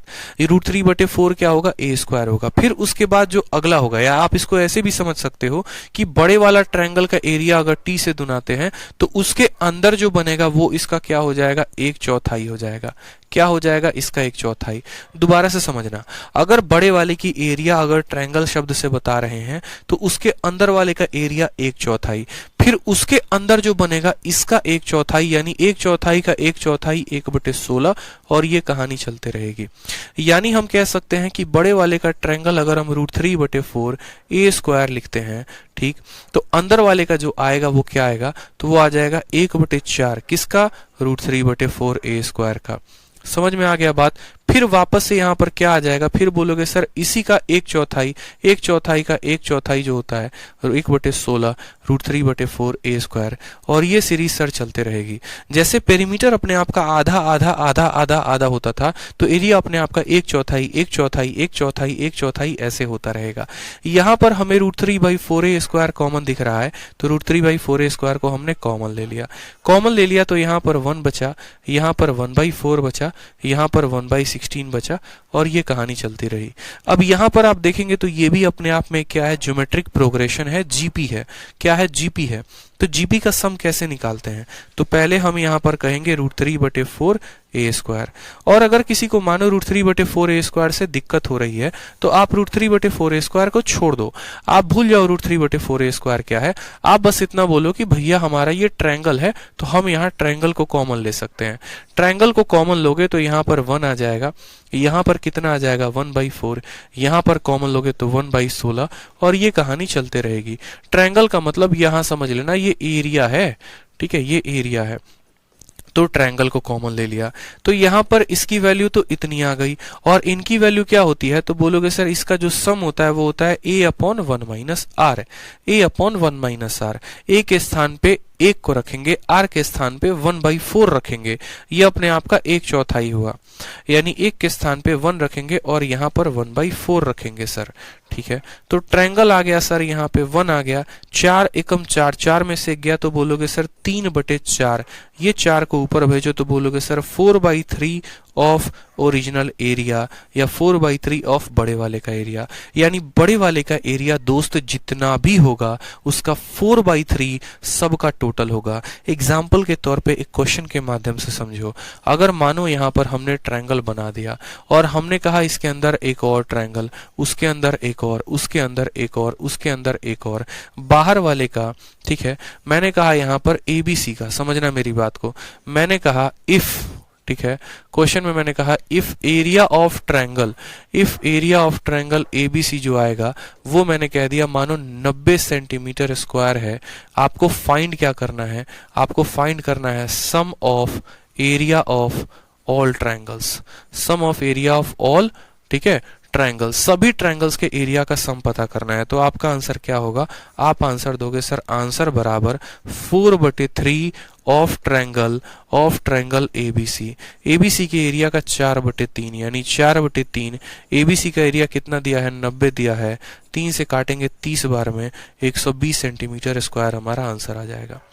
ये प्रीवियस ईयर का पूछा गया सवाल है कि अगर बाहर वाले का एरिया तुम्हारा 90 है तो उसके मध्य बिंदुओं को अनंत तक जोड़ने पर सभी क्षेत्रफल, सभी त्रिभुजों के क्षेत्रफल का योग कितना होगा, तो 120 होगा। क्लियर है, यहां पे बता दो, पॉइंट क्लियर है, ठीक है, क्लियर है। तो एक सवाल हम आपको देते हैं सेम तरीके से, एक और सवाल आपके लिए। और अगला सवाल में आपसे क्वेश्चन में ये पूछूंगा कि बाहर वाले का जो एरिया है ना वो हमारा यहाँ पर 150 सेंटीमीटर स्क्वायर है, ठीक। बाहर वाले का एरिया हमारा 150 सेंटीमीटर स्क्वायर है, तो सभी ट्रायंगल्स का एरिया बताओ कितना आएगा। आंसर बताओ मुझे, आंसर बताओ मुझे, चलो आंसर बताओ मुझे।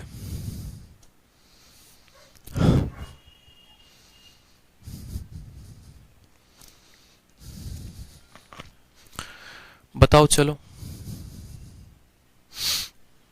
बहुत प्यार से पढ़ा रहा हूं दोस्त, बहुत आसानी तरीके से पढ़ा रहा हूं, ठीक है। कोई भी स्टूडेंट होगा ना उसको बड़े प्यार से समझ में आ रहा होगा हर बातें, मुझे जहां तक लगता है तसल्ली से हर बातों को समझा रहे हैं। बस इतना पढ़ लेंगे ना आप, आराम से आपका मेंस निकलेगा। ये जितनी चीजें अभी करा रहा हूं ये मेंस लेवल की हैं, प्री में नहीं पूछी जाती हैं, ठीक है। प्री में बिल्कुल भी नहीं पूछा जाता। आप बोलेंगे सर कुछ नहीं, 4/3 कर देना है, और किसका कर देना है, तो 4/3 कर देना है 150 का सर। तो 3 से काटेंगे 50 बार में, 50 का 4 गुना कितना हो जाएगा सर, 200 सेंटीमीटर स्क्वायर, ठीक है। क्या हो जाएगा सर, 200 सेंटीमीटर स्क्वायर। बहुत अच्छे, आदर्श, शालू, सभी के आंसर आ रहे हैं। अब मेरा तीसरा सवाल आपसे है, मेरा तीसरा सवाल क्या है दोस्त आपसे, मेरा तीसरा सवाल आपसे ये है कि हमारे पास एक इक्विलेटरल ट्रायंगल है, ठीक है। फिर उस इक्विलेटरल ट्रायंगल को हमने क्या किया, उसके हमने मिड पॉइंटों को जोड़ा, ठीक। और उसके मिड पॉइंट को जोड़ने के बाद हमने इसके मिड पॉइंट को जोड़ा, इसके मिड पॉइंट को जोड़ा, ये कहानी अनंत तक गई। इस ट्रायंगल का हमें सिर्फ साइड दिया गया है, कितना दिया गया है, 10 सेंटीमीटर। इसका सिर्फ हमें साइड दिया गया है 10 सेंटीमीटर, और बोला है सवाल में, ठीक है, बोला है सवाल में फाइंड, क्या बोला गया, find sum of area of all the triangles. बताओ कितना होगा, सभी ट्रायंगल्स के क्षेत्रफल का योग जो होगा वो कितना होगा। तो आप बोलोगे सर देखो इसके लिए तो मुझे आंसर करना पड़ेगा, आंसर के लिए मुझे क्या करना पड़ेगा बताओ। पहले आप लोगों से मैं जानना चाहता हूं कि आप लोगों का, चलो यहाँ 10 हटा देते हैं, यहाँ पर 10 की जगह पर मैं आपको 8 सेंटीमीटर दे देता हूं कि मानो ये 8 सेंटीमीटर है, ठीक है। 8 सेंटीमीटर है तो कैसे बताओगे, कितना बताओगे, चलो। अगर एक ट्रायंगल की साइड बाहर वाले की 8 सेंटीमीटर है, उसके अंदर सभी ट्रायंगल बनेंगे, उसके एरिया का जोड़ कितना होगा बता दो।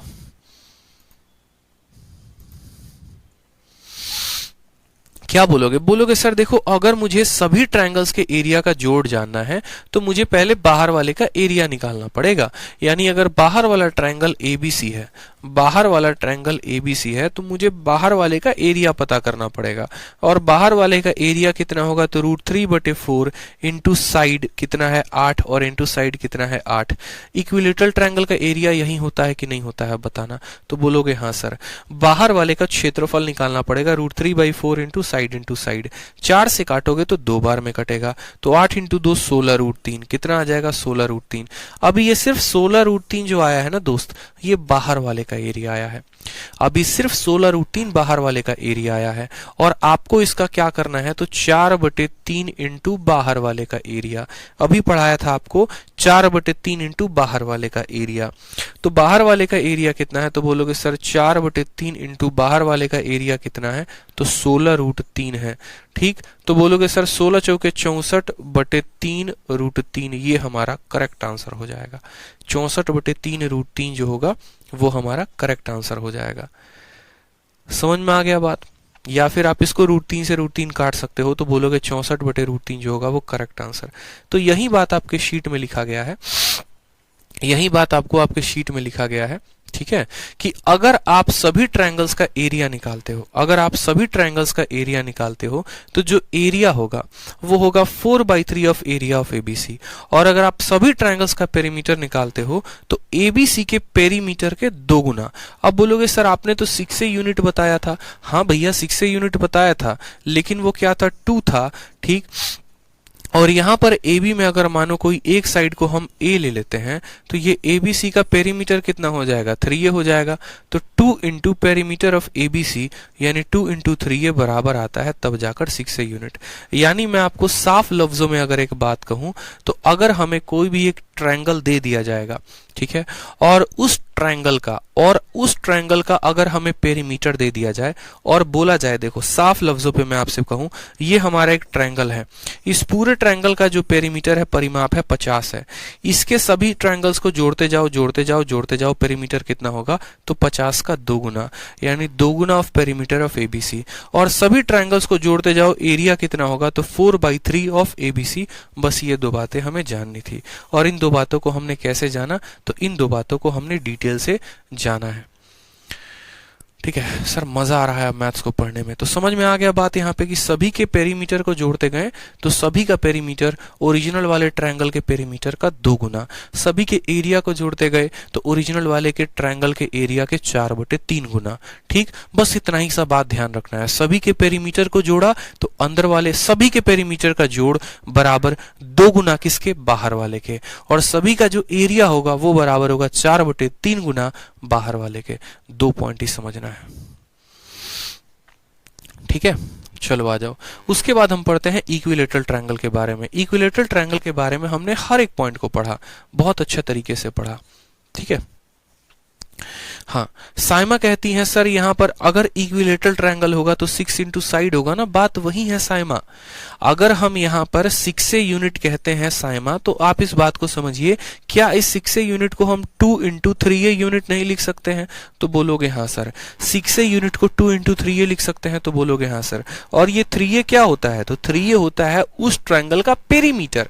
ठीक है, उस ट्रायंगल का पेरीमीटर, यानी आप यहां पर कह सकते हो, अगर आपको ऐसे देखो 2 सीधा का सीधा पता करना था ना, अगर कोई स्टूडेंट कहता है कि नहीं सर हमको सीधा का सीधा यहाँ 2 बता दो, 2 कैसे आया, तो मानो यहां पर आप ऐसे समझो ये आपको प्रूफ नहीं आता, आप इसको और आसानी से पढ़ सकते थे, आप इसको और आसानी से समझ सकते थे। आप कहते कि सर अगर बाहर वाले का पेरीमीटर, जैसे मानो निकालना पड़ता, खैर बाहर वाले का पेरीमीटर अगर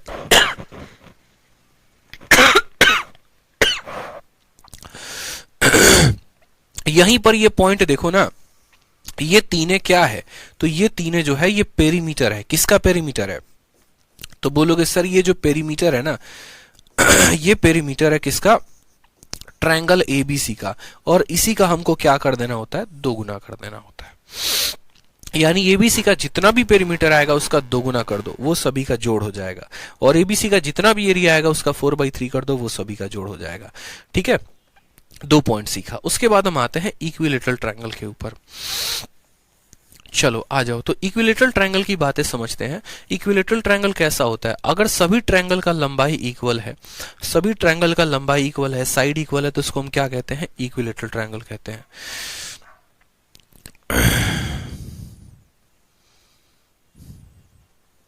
आ जाओ यहाँ पे।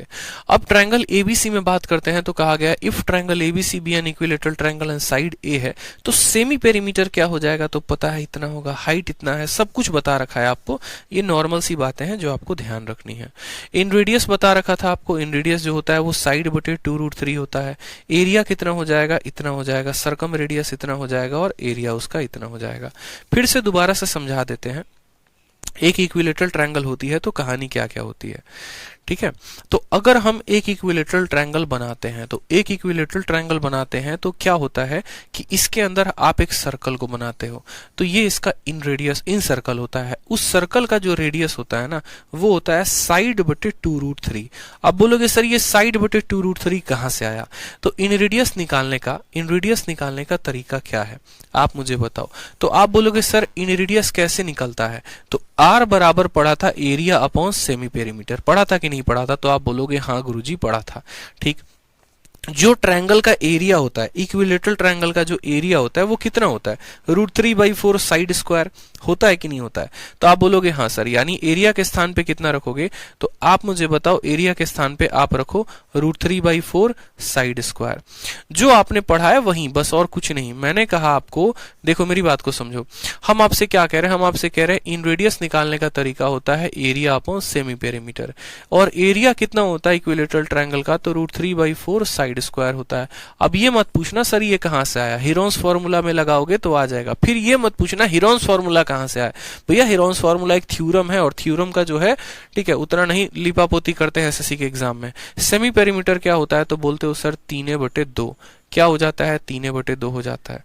अब यहाँ पर थोड़ा सा इनका अरेंजमेंट करो, अरेंजमेंट करोगे तो क्या करोगे, √3² ऊपर है तो उसको ऊपर रहने दो, ये वाला 2 कहाँ चला जाएगा, तो ये वाला 2 ऊपर चला जाएगा, नीचे क्या बच जाएगा, 4×3a बच जाएगा, नीचे क्या बच जाएगा, 4×3a। ठीक, ए से आपने a को काट दिया, 2 से आपने 2 को काट दिया, ठीक है, और यहां पर आपका हो जाएगा फिर √3a और बट्टे में कितना, 2×3। फिर उसके बाद आपने क्या किया, √3 से इसको √3 बार में काट दिया, तो जाकर आपका आता है a/2√3, जो कि आपका इन रेडियस है a/2√3। उसी तरीके से जब आप यहाँ पर सरकम रेडियस निकालते हो, तो सरकम रेडियस का वैल्यू होता है r बराबर ABC/4 del, ABC/4 del, a यानी हो जाएगा a³ और 4 एरिया, तो 4 एरिया कितना होता है, √3 बटे, ठीक है, √3/4 a²। हमारा 4 से 4 खत्म, a² से ये खत्म, तो a/√3 आता है, और वो a/√3 यहाँ पर लिखा गया है। तो हमने पढ़ा कि जब हमारा इक्विलेटरल ट्रायंगल होता है, तो इक्विलेटरल ट्रायंगल में वही इन रेडियस हमारी ये वैल्यू हो जाती है। यानी आगे से अगर मैं आपको सीधा बोलूं कि कोई इक्विलेटरल ट्रायंगल की साइड 10 सेंटीमीटर है, उसकी इन रेडियस बताओ, तो बोलोगे 10/2√3। कोई इक्विलेटरल ट्रायंगल है जिसकी साइड 20 सेंटीमीटर है, उसका सरकम रेडियस बताओ, तो 20/√3 बताओगे, ठीक है। अब अगर मानो इसका इन रेडियस है, तो इस सर्कल का एरिया भी होगा, तो बोलोगे हाँ सर एरिया कैसे होगा, तो एरिया का मतलब होता है π×r²। पाई तो आपने लिख दिया, और r की वैल्यू इतनी है, यानी इसी का स्क्वायर करो तो a का स्क्वायर a आ जाएगा, और 2√3 का स्क्वायर कितना हो जाएगा, 12 हो जाएगा, ठीक है। उसी तरीके से अगर आपका सरकम रेडियस इतना है, तो आप मुझे बताओ सरकम सर्कल का एरिया कितना होगा, तो बोलोगे π× रेडियस का स्क्वायर यानी a/√3 का स्क्वायर यानी a²/3। तो हमें रेडियस पता है तो एरिया निकाल दिया, रेडियस पता है तो एरिया निकाल दिया, ठीक। तो जैसे मेरा सिंपल सा क्वेश्चन है, मेरा आपसे सिंपल सा क्वेश्चन क्या है कि आपके सामने मैंने एक ट्रायंगल रखा है, और इस ट्रायंगल की साइड मानो, इस ट्रायंगल की साइड मानो मैंने कहा 12 सेंटीमीटर। ये कैसा ट्रायंगल है, तो ये इक्विलेटरल ट्रायंगल है, ठीक है। तो सबसे पहला सवाल क्या है मेरा आपसे, मेरा पहला सवाल है आपसे फाइंड करने को, और क्या क्या फाइंड करने को, पहला सवाल इन रेडियस कितना होगा, अंतः त्रिज्या कितना होगा, इंग्लिश हिंदी वाले बच्चे समझ जाएंगे। दूसरा मेरा सवाल है आपसे कि इसका सरकम रेडियस कितना होगा, ठीक है। फिर मेरा आपसे तीसरा सवाल है कि इसका जो एरिया ऑफ इन सर्कल कितना होगा, छोटे वाला सर्कल जो इसके भीतर स्थापित है उसका एरिया कितना होगा, और चौथा सवाल मेरा होगा आपसे एरिया ऑफ सरकम सर्कल कितना होगा, ठीक है। सरकम सर्कल का क्षेत्रफल जो होगा वो कितना होगा बता दो। 4 पॉइंट पूछा है। गुलशन कुमार कहते हैं sir if we draw two circle inside equilateral triangle then radius of the circle कैसे निकालेंगे, सभी चीजें बताएंगे गुलशन जी, परेशान क्यों हो रहे हैं, ना आप कहीं जा रहे हैं ना हम कहीं जा रहे हैं, दोनों यहीं पर हैं, कंसेप्ट बताने आए हैं तो पूरा का पूरा हाई लेवल तक का कंसेप्ट बता के जाएंगे आपको। आप तसल्ली से पढ़ते रहिए, हम बढ़ाते रहेंगे, ठीक है। उतना परेशान ना हुआ करें, हम हैं, आप परेशान ना हो। अगर हम नहीं होंगे तो परेशान होने की जरूरत है, लेकिन जब तक हम हैं और हमारे हाथ में मार्कर है, परेशान होने की कोई भी जरूरत नहीं है। तो हमसे कहा गया ये 4 चीजों के बारे में पता करने को। तो हमें पता है इन रेडियस का फॉर्मूला क्या होता है, साइड/2√3 होता है। सबका फॉर्मूला पहले लिखो। सरकम रेडियस का फॉर्मूला क्या होता है, तो सरकम रेडियस का फॉर्मूला इसी का दोगुना होता है। अगर किसी को नहीं याद है तो इसका दोगुना कर देना, जैसे इसका दोगुना करोगे तुम्हारा 2 से 2 खत्म हो जाएगा, a/√3 आएगा। अब बोलोगे सर दोगुना क्यों किए, मनमर्जी के मालिक थोड़ी हैं आप जो दोगुना कर देंगे। तो दोगुना करने के पीछे का कंसेप्ट जान लो, ज्योमेट्री में पढ़ाए थे कि अगर ये ट्रायंगल है, इसके अंदर एगो सर्कल है और इसके बाहर एगो सर्कल है, समझना मेरी बात को, दो गो सर्कल हो गया ना, ये इसके मीडियन को जब ज्वाइंट करते हो तो यहाँ पर ये इसका सेंट्रोइड होता है। और सेंट्रोइड के लिए शुरू में मैंने पढ़ाया था कि किस रेशियो में बांटता है, तो बोलोगे सर 2:1 में बांटता है। ये बात आपको अच्छे से पता है कि सेंट्रोइड 2:1 में बांटता है, तो बोलोगे हाँ सर। तो सेंट्रोइड से साइड तक की दूरी जो होती है वही हमारा छोटे वाले का सर्कल होता है, यानी छोटे वाले का सर्कल का रेडियस अगर 1 यूनिट है, और सेंट्रोइड से वर्टेक्स तक की जो दूरी होती है, वर्टेक्स तक की जो दूरी होती है वो होती है 2 यूनिट। यानी हम ऐसा कह सकते हैं कि इस छोटे वाले के सर्कल का रेडियस अगर r है और बड़े वाले के सर्कल का रेडियस अगर कैपिटल R है, तो इनके रेडियस का अनुपात 1:2 होता है। यानी बड़े वाले सर्कल का रेडियस हमेशा दोगुना होता है किसके, छोटे वाले के। हमेशा इस बात को ध्यान रखना कि इसका जो रेडियस होगा इसका दोगुना होगा। तो क्या हम ऐसा कह सकते हैं बड़े वाले का जो एरिया होगा, ठीक है, अगर रेडियस इसका दोगुना है तो अगर हम एरिया की बात करें तो एरिया में छोटे वाले का और बड़े वाले का एरिया का अनुपात क्या रहेगा, 1/4 रेडियस का स्क्वायर, 1 का स्क्वायर 1, 2 का स्क्वायर 4। यानी एक बात हमेशा ध्यान रखना कि जब भी कोई ट्रायंगल बनाते हो, उस ट्रायंगल के 2 सर्कल बनाते हो, छोटा वाला और बड़ा वाला, तो छोटे वाले का रेडियस जो है उसका दोगुना होता है बड़े वाले का रेडियस, और छोटे वाले का जो एरिया है उसका 4 गुना होता है बड़े वाले का एरिया। अगर नहीं यकीन आ रहा है तो आप क्या करो, फॉर्मूला लगाकर आप खुद सामने देख लो, आपको पता चल जाएगा। छोटे वाले का रेडियस a/2√3, बड़े वाले का रेडियस होता है a/√3। आप मुझे बताओ क्या इसका दोगुना आपको ये दिख रहा है कि नहीं दिख रहा है, तो बोलोगे हाँ सर दिख रहा है ना। आप यहीं पर देखो ना सर, जो हमने फॉर्मूला लगाया है आप उसी से देख लो कि छोटे वाले का जो साइड होता है सर, उसी का यहाँ पर दोगुना कौन हो गया है, ये बड़े वाले का रेडियस हो गया है। छोटे वाले के रेडियस का दोगुना, अगर हमने इसको 2 से मल्टीप्लाई किया तभी वो 2 इस 2 को काट के a/√3 बन गया, यानी इसके रेडियस का दोगुना हमारा ये है। उसके बाद इन सर्कल का जो एरिया है वो πa²/12 है। आप इसका 4 गुना करो, जब यहाँ पर आप इसको 4 से गुना करोगे ये इसको 3 बार में काटेगा और ये πa²/3 आ गया कि नहीं आ गया। यानी ये बात हमने सीखा कि इसके रेडियस का दोगुना ये होता है और इसके एरिया का 4 गुना कौन होता है, बड़ा वाला होता है। और ये बात आजीवन हमने अपने माइंड में रखना है। तो यहाँ पर फिलहाल हम इनका रेडियस निकालते हैं। इन रेडियस निकालने का फॉर्मूला a/2√3 होता है। साइड का मान हो गया 12 और 12 बटे कितना करेंगे, 2√3। 2 से काटेंगे तो 6 बार में, 6 को फर्दर हम लिख सकते हैं 2 × 3/√3, ठीक है। √3 से इसको काटेंगे तो √3 बार में, यानी इन रेडियस कितना आ जाएगा, 2√3।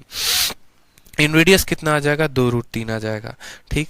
अब यहाँ पर सरकम रेडियस निकालो। साइड का मान कितना है, 12, तो 12/√3। 12/√3 को क्या लिख सकते हो, तो बोलोगे 4 × 3/√3। √3 इसको √3 बटे में काटेगा तो बोलोगे सर 4√3 जो हो जाएगा वो हमारा इसका सरकम रेडियस। तो क्या आपको दिख नहीं रहा है कि इसका दोगुना यहाँ हो चुका है? अब तो दिख गया ना कि दोगुना होता है।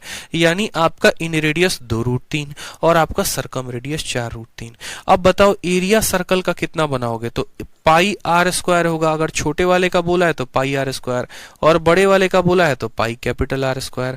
पाई के स्थान पर पाई लिख दो। छोटे वाले की जो रेडियस निकाली है, इन रेडियस मतलब स्मॉल आर और सरकम रेडियस का मतलब कैपिटल, तो स्मॉल आर की वैल्यू कितनी है, 2√3। यानी क्या करोगे, 2√3 का स्क्वायर, तो 2 × 2 4, 4 × 3 12, यानी ये हो जाएगा 12 पाई। और बड़े वाले का एरिया निकालोगे तो बोलोगे πr², यानी पाई कैपिटल आर की वैल्यू कितनी आई है, कैपिटल आर की वैल्यू 4√3 आई है, तो 4√3 का स्क्वायर, यानी 4 चौके 16 3 के 48 पाई, तो ये हमारा हो जाएगा 48 पाई। क्या आपकी आंखें यहाँ देख पा रही हैं कि इसका ये 4 गुना हो गया है, तो बोलोगे हाँ सर। यानी अगर आपको इन रेडियस पता है तो उसका 2 गुना कर दोगे तो सरकम रेडियस निकल जाएगा। और अगर आपको अंदर वाले सर्कल का एरिया पता है, उसका 4 गुना कर दोगे तो बाहर वाले सर्कल का एरिया निकल जाएगा। एक और सवाल हम आपको देते हैं, अब आप मुझे उस सवाल के माध्यम से बताओ, ठीक है। आप मुझे सेम बताओ आपसे जो मैं पूछूंगा, ठीक।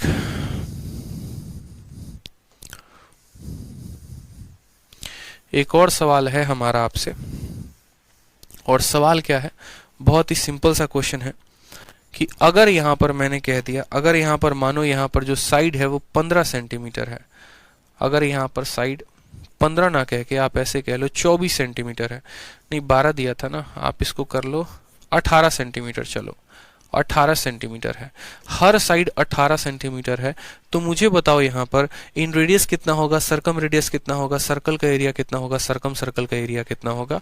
हर चीज का मुझे जो है यहाँ पर आंसर चाहिए आप सभी से, ताकि हम समझ पाए कि आपने सभी कंसेप्ट को समझा है। बताइए, चलिए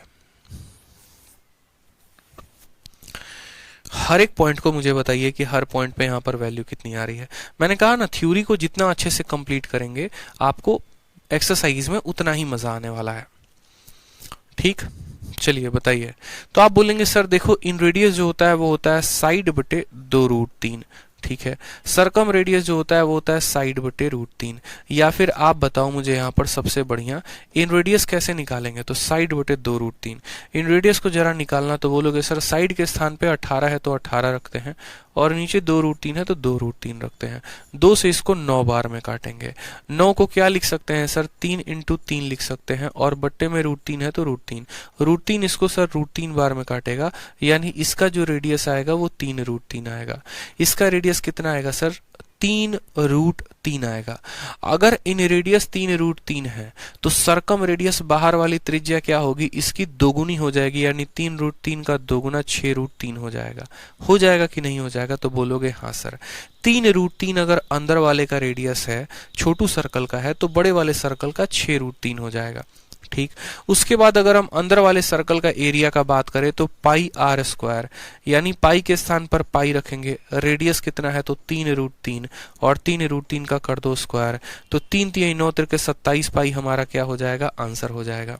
ठीक है, 27 पाई हो जाएगा आंसर। अगर छोटे वाले सर्कल का एरिया 27 पाई है तो बड़े वाले का एरिया क्या होगा, तो बोलोगे सर इसी का 4 गुना, यानी 27 का 4 गुना 108 पाई जो होगा वो हमारा करेक्ट आंसर होगा। 27 का 4 गुना क्या होगा, ठीक है, 108 पाई होगा, ये हमारा करेक्ट आंसर होगा। क्लियर हो गया, समझ में आया, बताओ। इसके रेडियस का 2 गुना ये होता है और इसके एरिया का 4 गुना ये होता है। चलिए, बहुत ऑप्शन, बहुत शानदार। ठीक, अब जरा आ जाओ एक और बात को हम समझते हैं, और वो बात हमारे लिए क्या है, बहुत महत्वपूर्ण है। यही बातें मैंने आपको यहाँ पर लिखा है, पॉइंट नंबर 6 और पॉइंट नंबर 7। पॉइंट नंबर 6 जो है पहले आप लोग इसको समझो, फिर पॉइंट नंबर 7 को समझना। ठीक, तो पॉइंट नंबर 6 जो है उसको समझिए, आपको मैंने पढ़ाया है अच्छे तरीके से, एक एक बातों को समझाया भी है।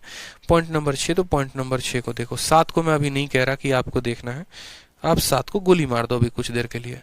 गोली मार दो का मतलब ये नहीं कि भाई से वहां गोली मार रहे हैं, गोली मारने का मतलब अभी इस पे फोकस मत करिए। आप जो फोकस कर रहे हैं वो पॉइंट नंबर 6 पे करिए कि ratio of area of circumcircle and incircle is 4:1। ये बात आपको पता है कि इनके जो क्षेत्रफल का अनुपात होता है वो 4:1 होता है। मतलब छोटे वाले का 4 गुना कौन होता है, बड़ा वाला होता है। ठीक, फिर इसके बाद एक पॉइंट है आपके सामने, आप इस पॉइंट को भी जरूर पढ़िए। ये पॉइंट यहाँ पर क्या कहा है, ये पॉइंट पढ़िए। ये ज्योमेट्री में हमने आपको पॉइंट पढ़ाया था। कब पढ़ाया था, जब हम आपको इक्विलेटरल ट्रायंगल पढ़ा रहे थे।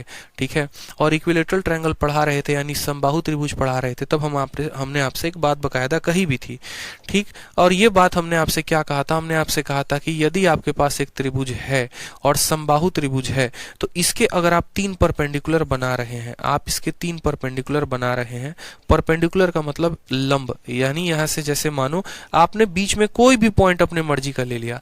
आपने कहा सर हम यहां पर एक पॉइंट ले लेते हैं, मानो यहां पर कोई पॉइंट ले लेते हैं, और इस पॉइंट से तीनों भुजाओं पर लंब डालते हैं। पहले लंब यहां पे गया, दूसरा लंब आपने यहां डाला, तीसरा लंब आपने यहां डाला। ठीक है, लंब का मतलब क्या होता है, जो 90 का एटलीस्ट कोण बनाए। तो यहां पर हमने कहा इसकी वैल्यू अगर x है, इसकी वैल्यू y है, इसकी वैल्यू z है, तो ये तीनों, या फिर x y z छोड़ो, अगर यहां पर यही बातें कही गई है, if the length of the perpendicular drawn from a point inside equilateral triangle, ठीक है, are P1 P2 and P3, मतलब पहले वाले का परपेंडिकुलर P1 है, दूसरे वाले का P2 है, तीसरे वाले का P3 है, तो इन तीनों को जोड़ने पे दोस्त कितना आएगा, तो बोलोगे सर इन तीनों को जोड़ने पे जो हमारी वैल्यू आएगी वो हमारे हाइट के बराबर होगी, वो हमारे हाइट के बराबर। हाइट क्या होता है, तो हमारा जो ट्रायंगल का हाइट होता है वो ये होता है और वो हमारा इसके बराबर होगा। अगर यकीन ना आए तो आप प्रूफ करके देख लो, यानी बोलेंगे सर ये √3/2 इंटू ए के बराबर, और √3/2a क्या होता है, इक्विलेटरल ट्रायंगल का हाइट होता है। यानी यही बात कहा गया है, सभी इसको परपेंडिकुलर को जोड़ने पे इनकी वैल्यू √3/2a आ जाएगी जो कि हाइट के बराबर होगी। अगर इन परपेंडिकुलर को जोड़ने पे हमारा जो साइड इनकी जो वैल्यू आई है वो इतनी आई है, तो एक बार हमारे एग्जामिनर ने क्या कहा, हमारे एग्जामिनर ने कहा ठीक है अब तुम लोग जो है ठीक वो यहाँ पर बहुत ज्यादा होशियार हो गए, तो एक काम करो मैं तुम्हें इन सभी ट्रायंगल्स के हाइट देता हूँ। कल के दिन क्या हुआ, हमारे साथ एक क्वेश्चन आया, हमारे साथ क्वेश्चन नहीं आया, हमारे पेपर में क्वेश्चन आया। और पेपर में क्वेश्चन क्या आया, पेपर में हमें एक ऐसा ट्रायंगल बना दिया गया था ठीक, और ट्रायंगल में क्या दे दिया गया था, तो ट्रायंगल में कहा गया था यहाँ पर एक पॉइंट है, समझना मेरी बात को, और यहाँ पर इसकी लंबाई 2 सेंटीमीटर है, इसकी लंबाई 3 सेंटीमीटर है और इसकी लंबाई मानो 1 सेंटीमीटर है। और कहा गया था कि यदि जितने भी लंब यहाँ पर डाले गए हैं उन सभी लंब का जो मान है, उन सभी लंब का जो मान है वो 2 सेंटीमीटर, 1 सेंटीमीटर, 3 सेंटीमीटर है। जैसे मानो ये ट्रायंगल ABC हो गया ठीक है, ओ नाम का एक पॉइंट हो गया, ओ से सब जगह पर जो लंब डाला गया है जैसे OD हो गया, OE हो गया, OF हो गया, इन सभी परपेंडिकुलर के मान जो हैं 1, 2 और 3 करके हैं ठीक है। और ये ट्रायंगल समबाहु ट्रायंगल है, समबाहु यानी इक्विलेटरल ट्रायंगल है। तो हमसे पूछा गया था find area of triangle ABC, area of triangle ABC। ABC का क्षेत्रफल जो होगा वो कितना होगा बता दो, ABC का जो क्षेत्रफल होगा वो बता दो। बहुत आसान क्वेश्चन, ABC का जो क्षेत्रफल होगा वो बता दो। पेपर में 1000 बार पूछा गया है ये सवाल, और गारंटी कह रहा हूं आपके पेपर में ये सवाल आ रहा है। आपके प्री में ये सवाल आएगा, आपके मेंस में सवाल आ सकता है, प्री में सबसे ज्यादा ये सवाल पूछा जाता है ठीक है। तो आप क्या बोलोगे, आप बोलोगे सर हम सभी परपेंडिकुलर को जोड़ देते हैं, यानी P1 plus P2 plus P3 को यदि हम जोड़ देते हैं तो वो हमारा हो जाता है कितना, √3/2a के बराबर हो जाता है। जरा हम तीनों परपेंडिकुलर को जोड़ते हैं तो 3, 2, 5 और 1 6, 6 बराबर हो जाएगा √3 कितना 2a हो जाएगा सर ठीक है। तो यहां से आप हमें a की वैल्यू बताओ ठीक है। तो हम बोलेंगे सर 12/√3, ये हमारा किसका वैल्यू आ गया सर, a की वैल्यू आ गई 12/√3। अगर हमें साइड की वैल्यू 12/√3 पता है, अगर हमें साइड की वैल्यू 12/√3 पता है तो आप मुझे बताओ हम एरिया निकाल पाएंगे या नहीं। तो बोलोगे हाँ सर एरिया निकाल पाएंगे।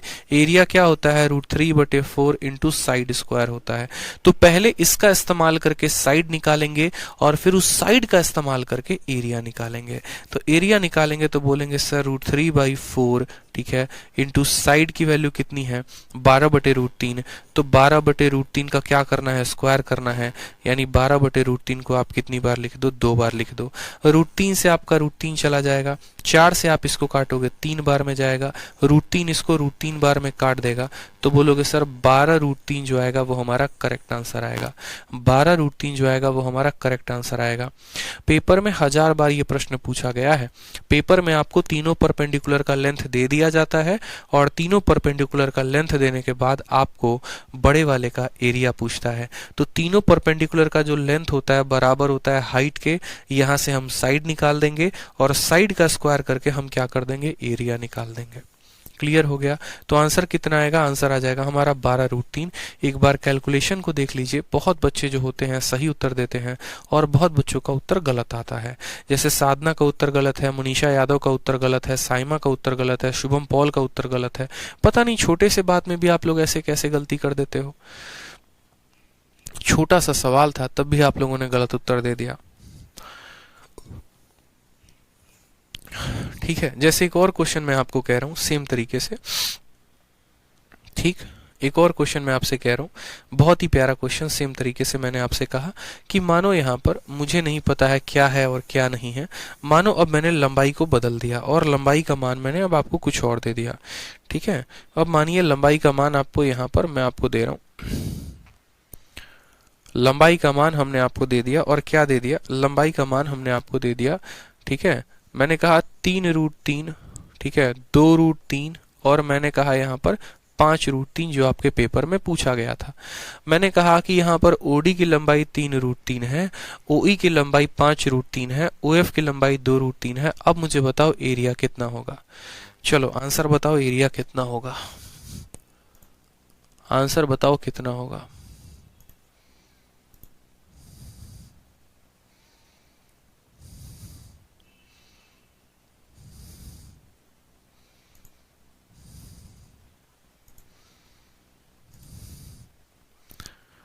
आंसर बताइए सभी।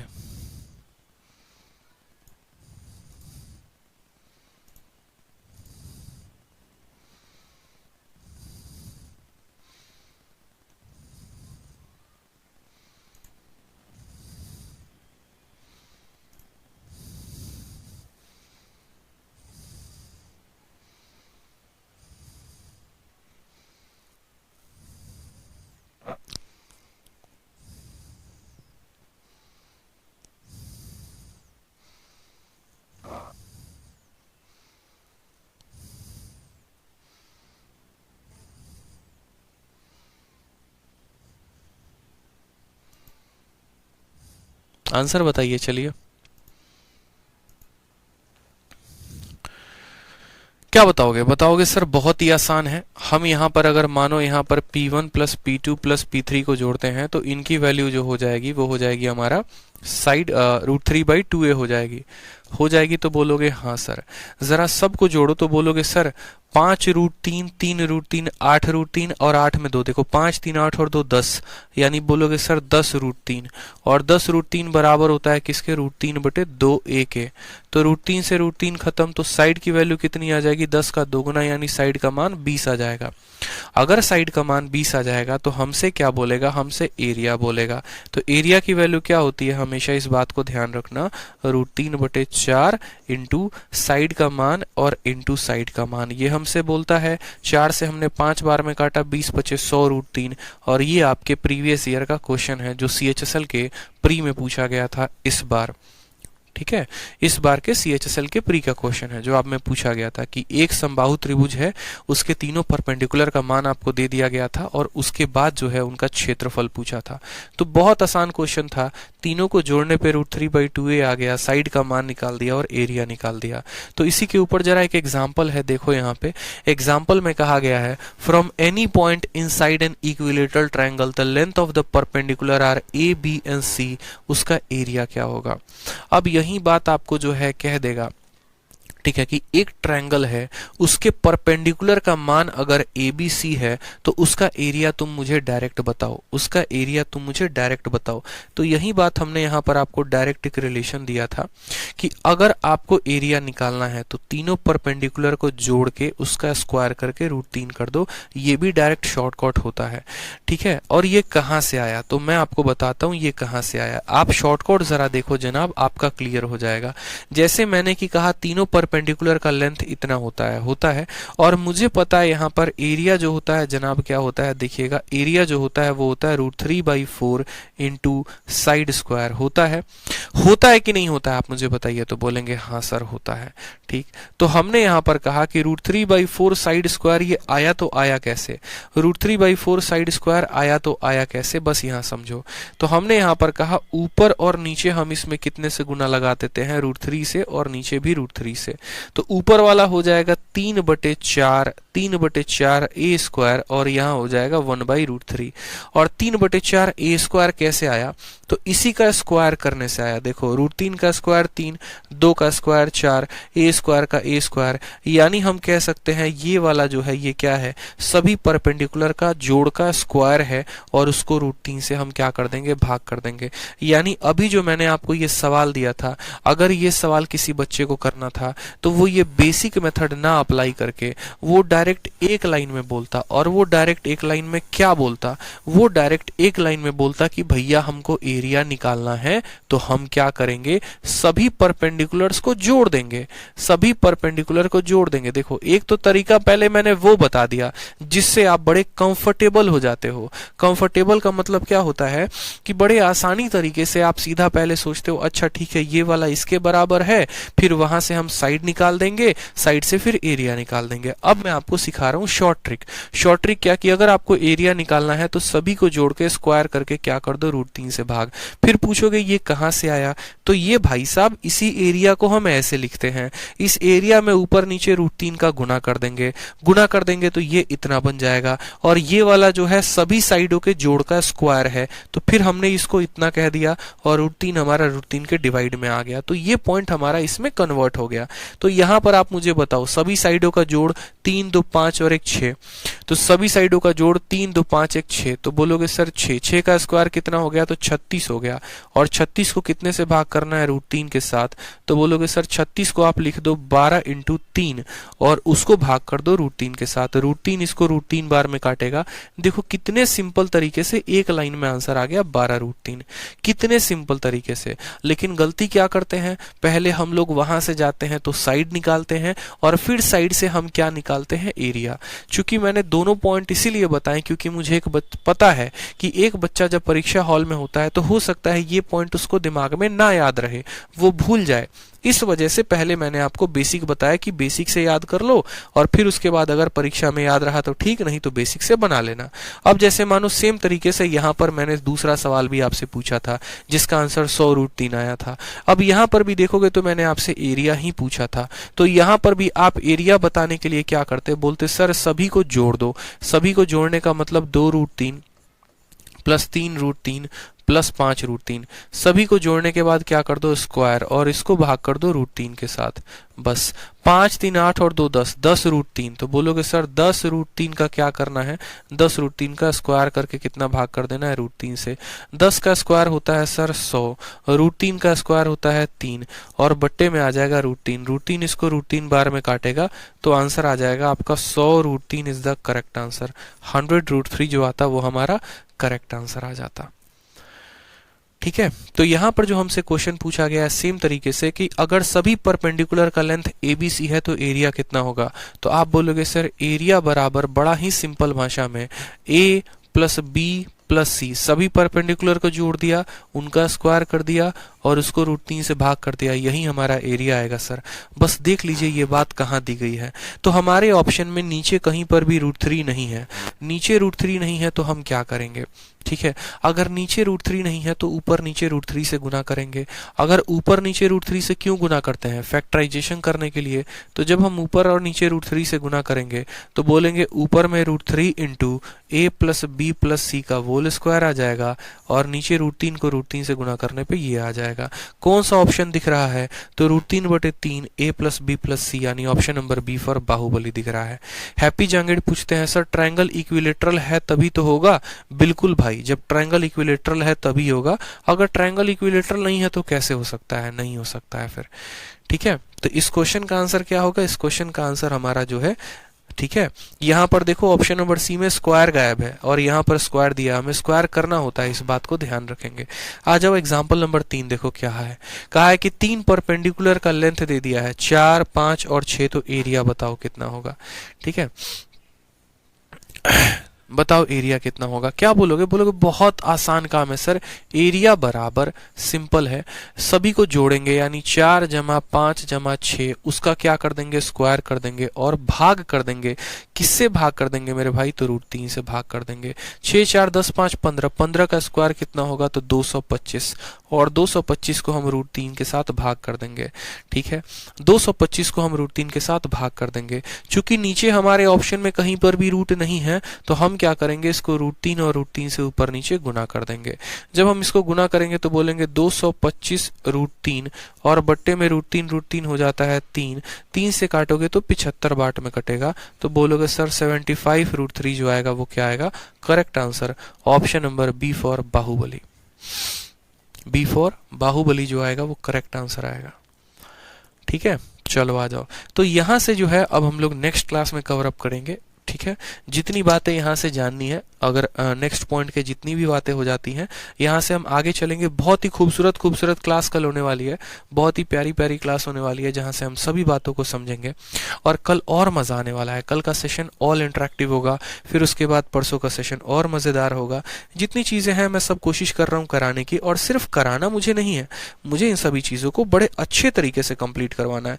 एक तो होता है कि आपने बस सिलेबस को जल्दीबाजी में ख़त्म कर दिया, ठीक है, प्रेशर था, ये था, वो था, अच्छे से नहीं पढ़ा है, बट मैं उन चीज़ों में बिलीव ही नहीं करता। मैं भले आपकी दो बात सुन सकता हूँ कि सर आपने जो है 10 तारीख को वादा किया था लेकिन आपने 15 तारीख को पूरा किया, मैं ठीक है, स्वीकार है, मुझे आपका दो बात सुनना मुझे स्वीकार है, लेकिन मैं ईमानदारी पूरी निभाऊंगा। मैं जब पढ़ाऊंगा तो मैं बहुत अच्छे से पढ़ाऊंगा, एक एक पॉइंट को पढ़ाऊंगा। क्योंकि कहने को ये कहा जाता है कि ये सिलेबस 5 महीने का है, 6 महीने का है, लेकिन असल में जो सिलेबस अगर एक्चुअल हम बात करें एसएससी के प्री और मेंस की, तो 1 साल से कम का नहीं है। वो डिपेंड करता है उस टीचर के ऊपर वो कितना पढ़ाता है। मेंसुरेशन को 10 क्लास में भी खत्म किया जा सकता है और मेंसुरेशन को 40 क्लास में भी खत्म किया जा सकता है, 100 क्लास में भी खत्म किया जा सकता है, लेकिन ना 10 क्लास जरूरी है ना 100 क्लास जरूरी है, कम से कम 30 से 40 क्लास जरूरी है, जिससे आपके सभी कंसेप्ट को क्लियर हो सके। क्या होता है, आपने कहा जल्दी जल्दी में हमने 10 क्लास पढ़ा दिया, आपने थोड़ी बहुत बातें सीखी, ठीक है, और थोड़ी बहुत बातें सीखने के बाद कहानी क्या होती है कि फिर आजीवन आप तरसते रहते हैं सारी बातों को जानने के लिए, फिर हर सवाल में आप फंसते हैं, हर पॉइंट पे आप फंसते हैं, फिर हर चीज को आप रटते हैं बैठ के, और 2 साल होता है तैयारी को और तब भी आप कंप्लीट जानकारी प्राप्त नहीं कर पाते। 1.5 साल मुखर्जी नगर में कोचिंग कर लिया, 1 साल ऑनलाइन किसी टीचर का बैच ले लिया, और इतना करने के बाद 2 किताबें भी लगा ली, और तब भी पता चला भैया मेंसुरेशन आज भी कमजोर है। तो ये रीजन यही होता है, क्योंकि अगर एक ही बार पढ़ा होता, पूरा पढ़ा होता और एक ही साथ पढ़ा होता तो कभी दिक्कत नहीं आती, कभी थोड़ा जाना, कभी थोड़ा जाना, कभी थोड़ा जाना, ठीक है। तो ये प्रॉब्लम आ जाती है।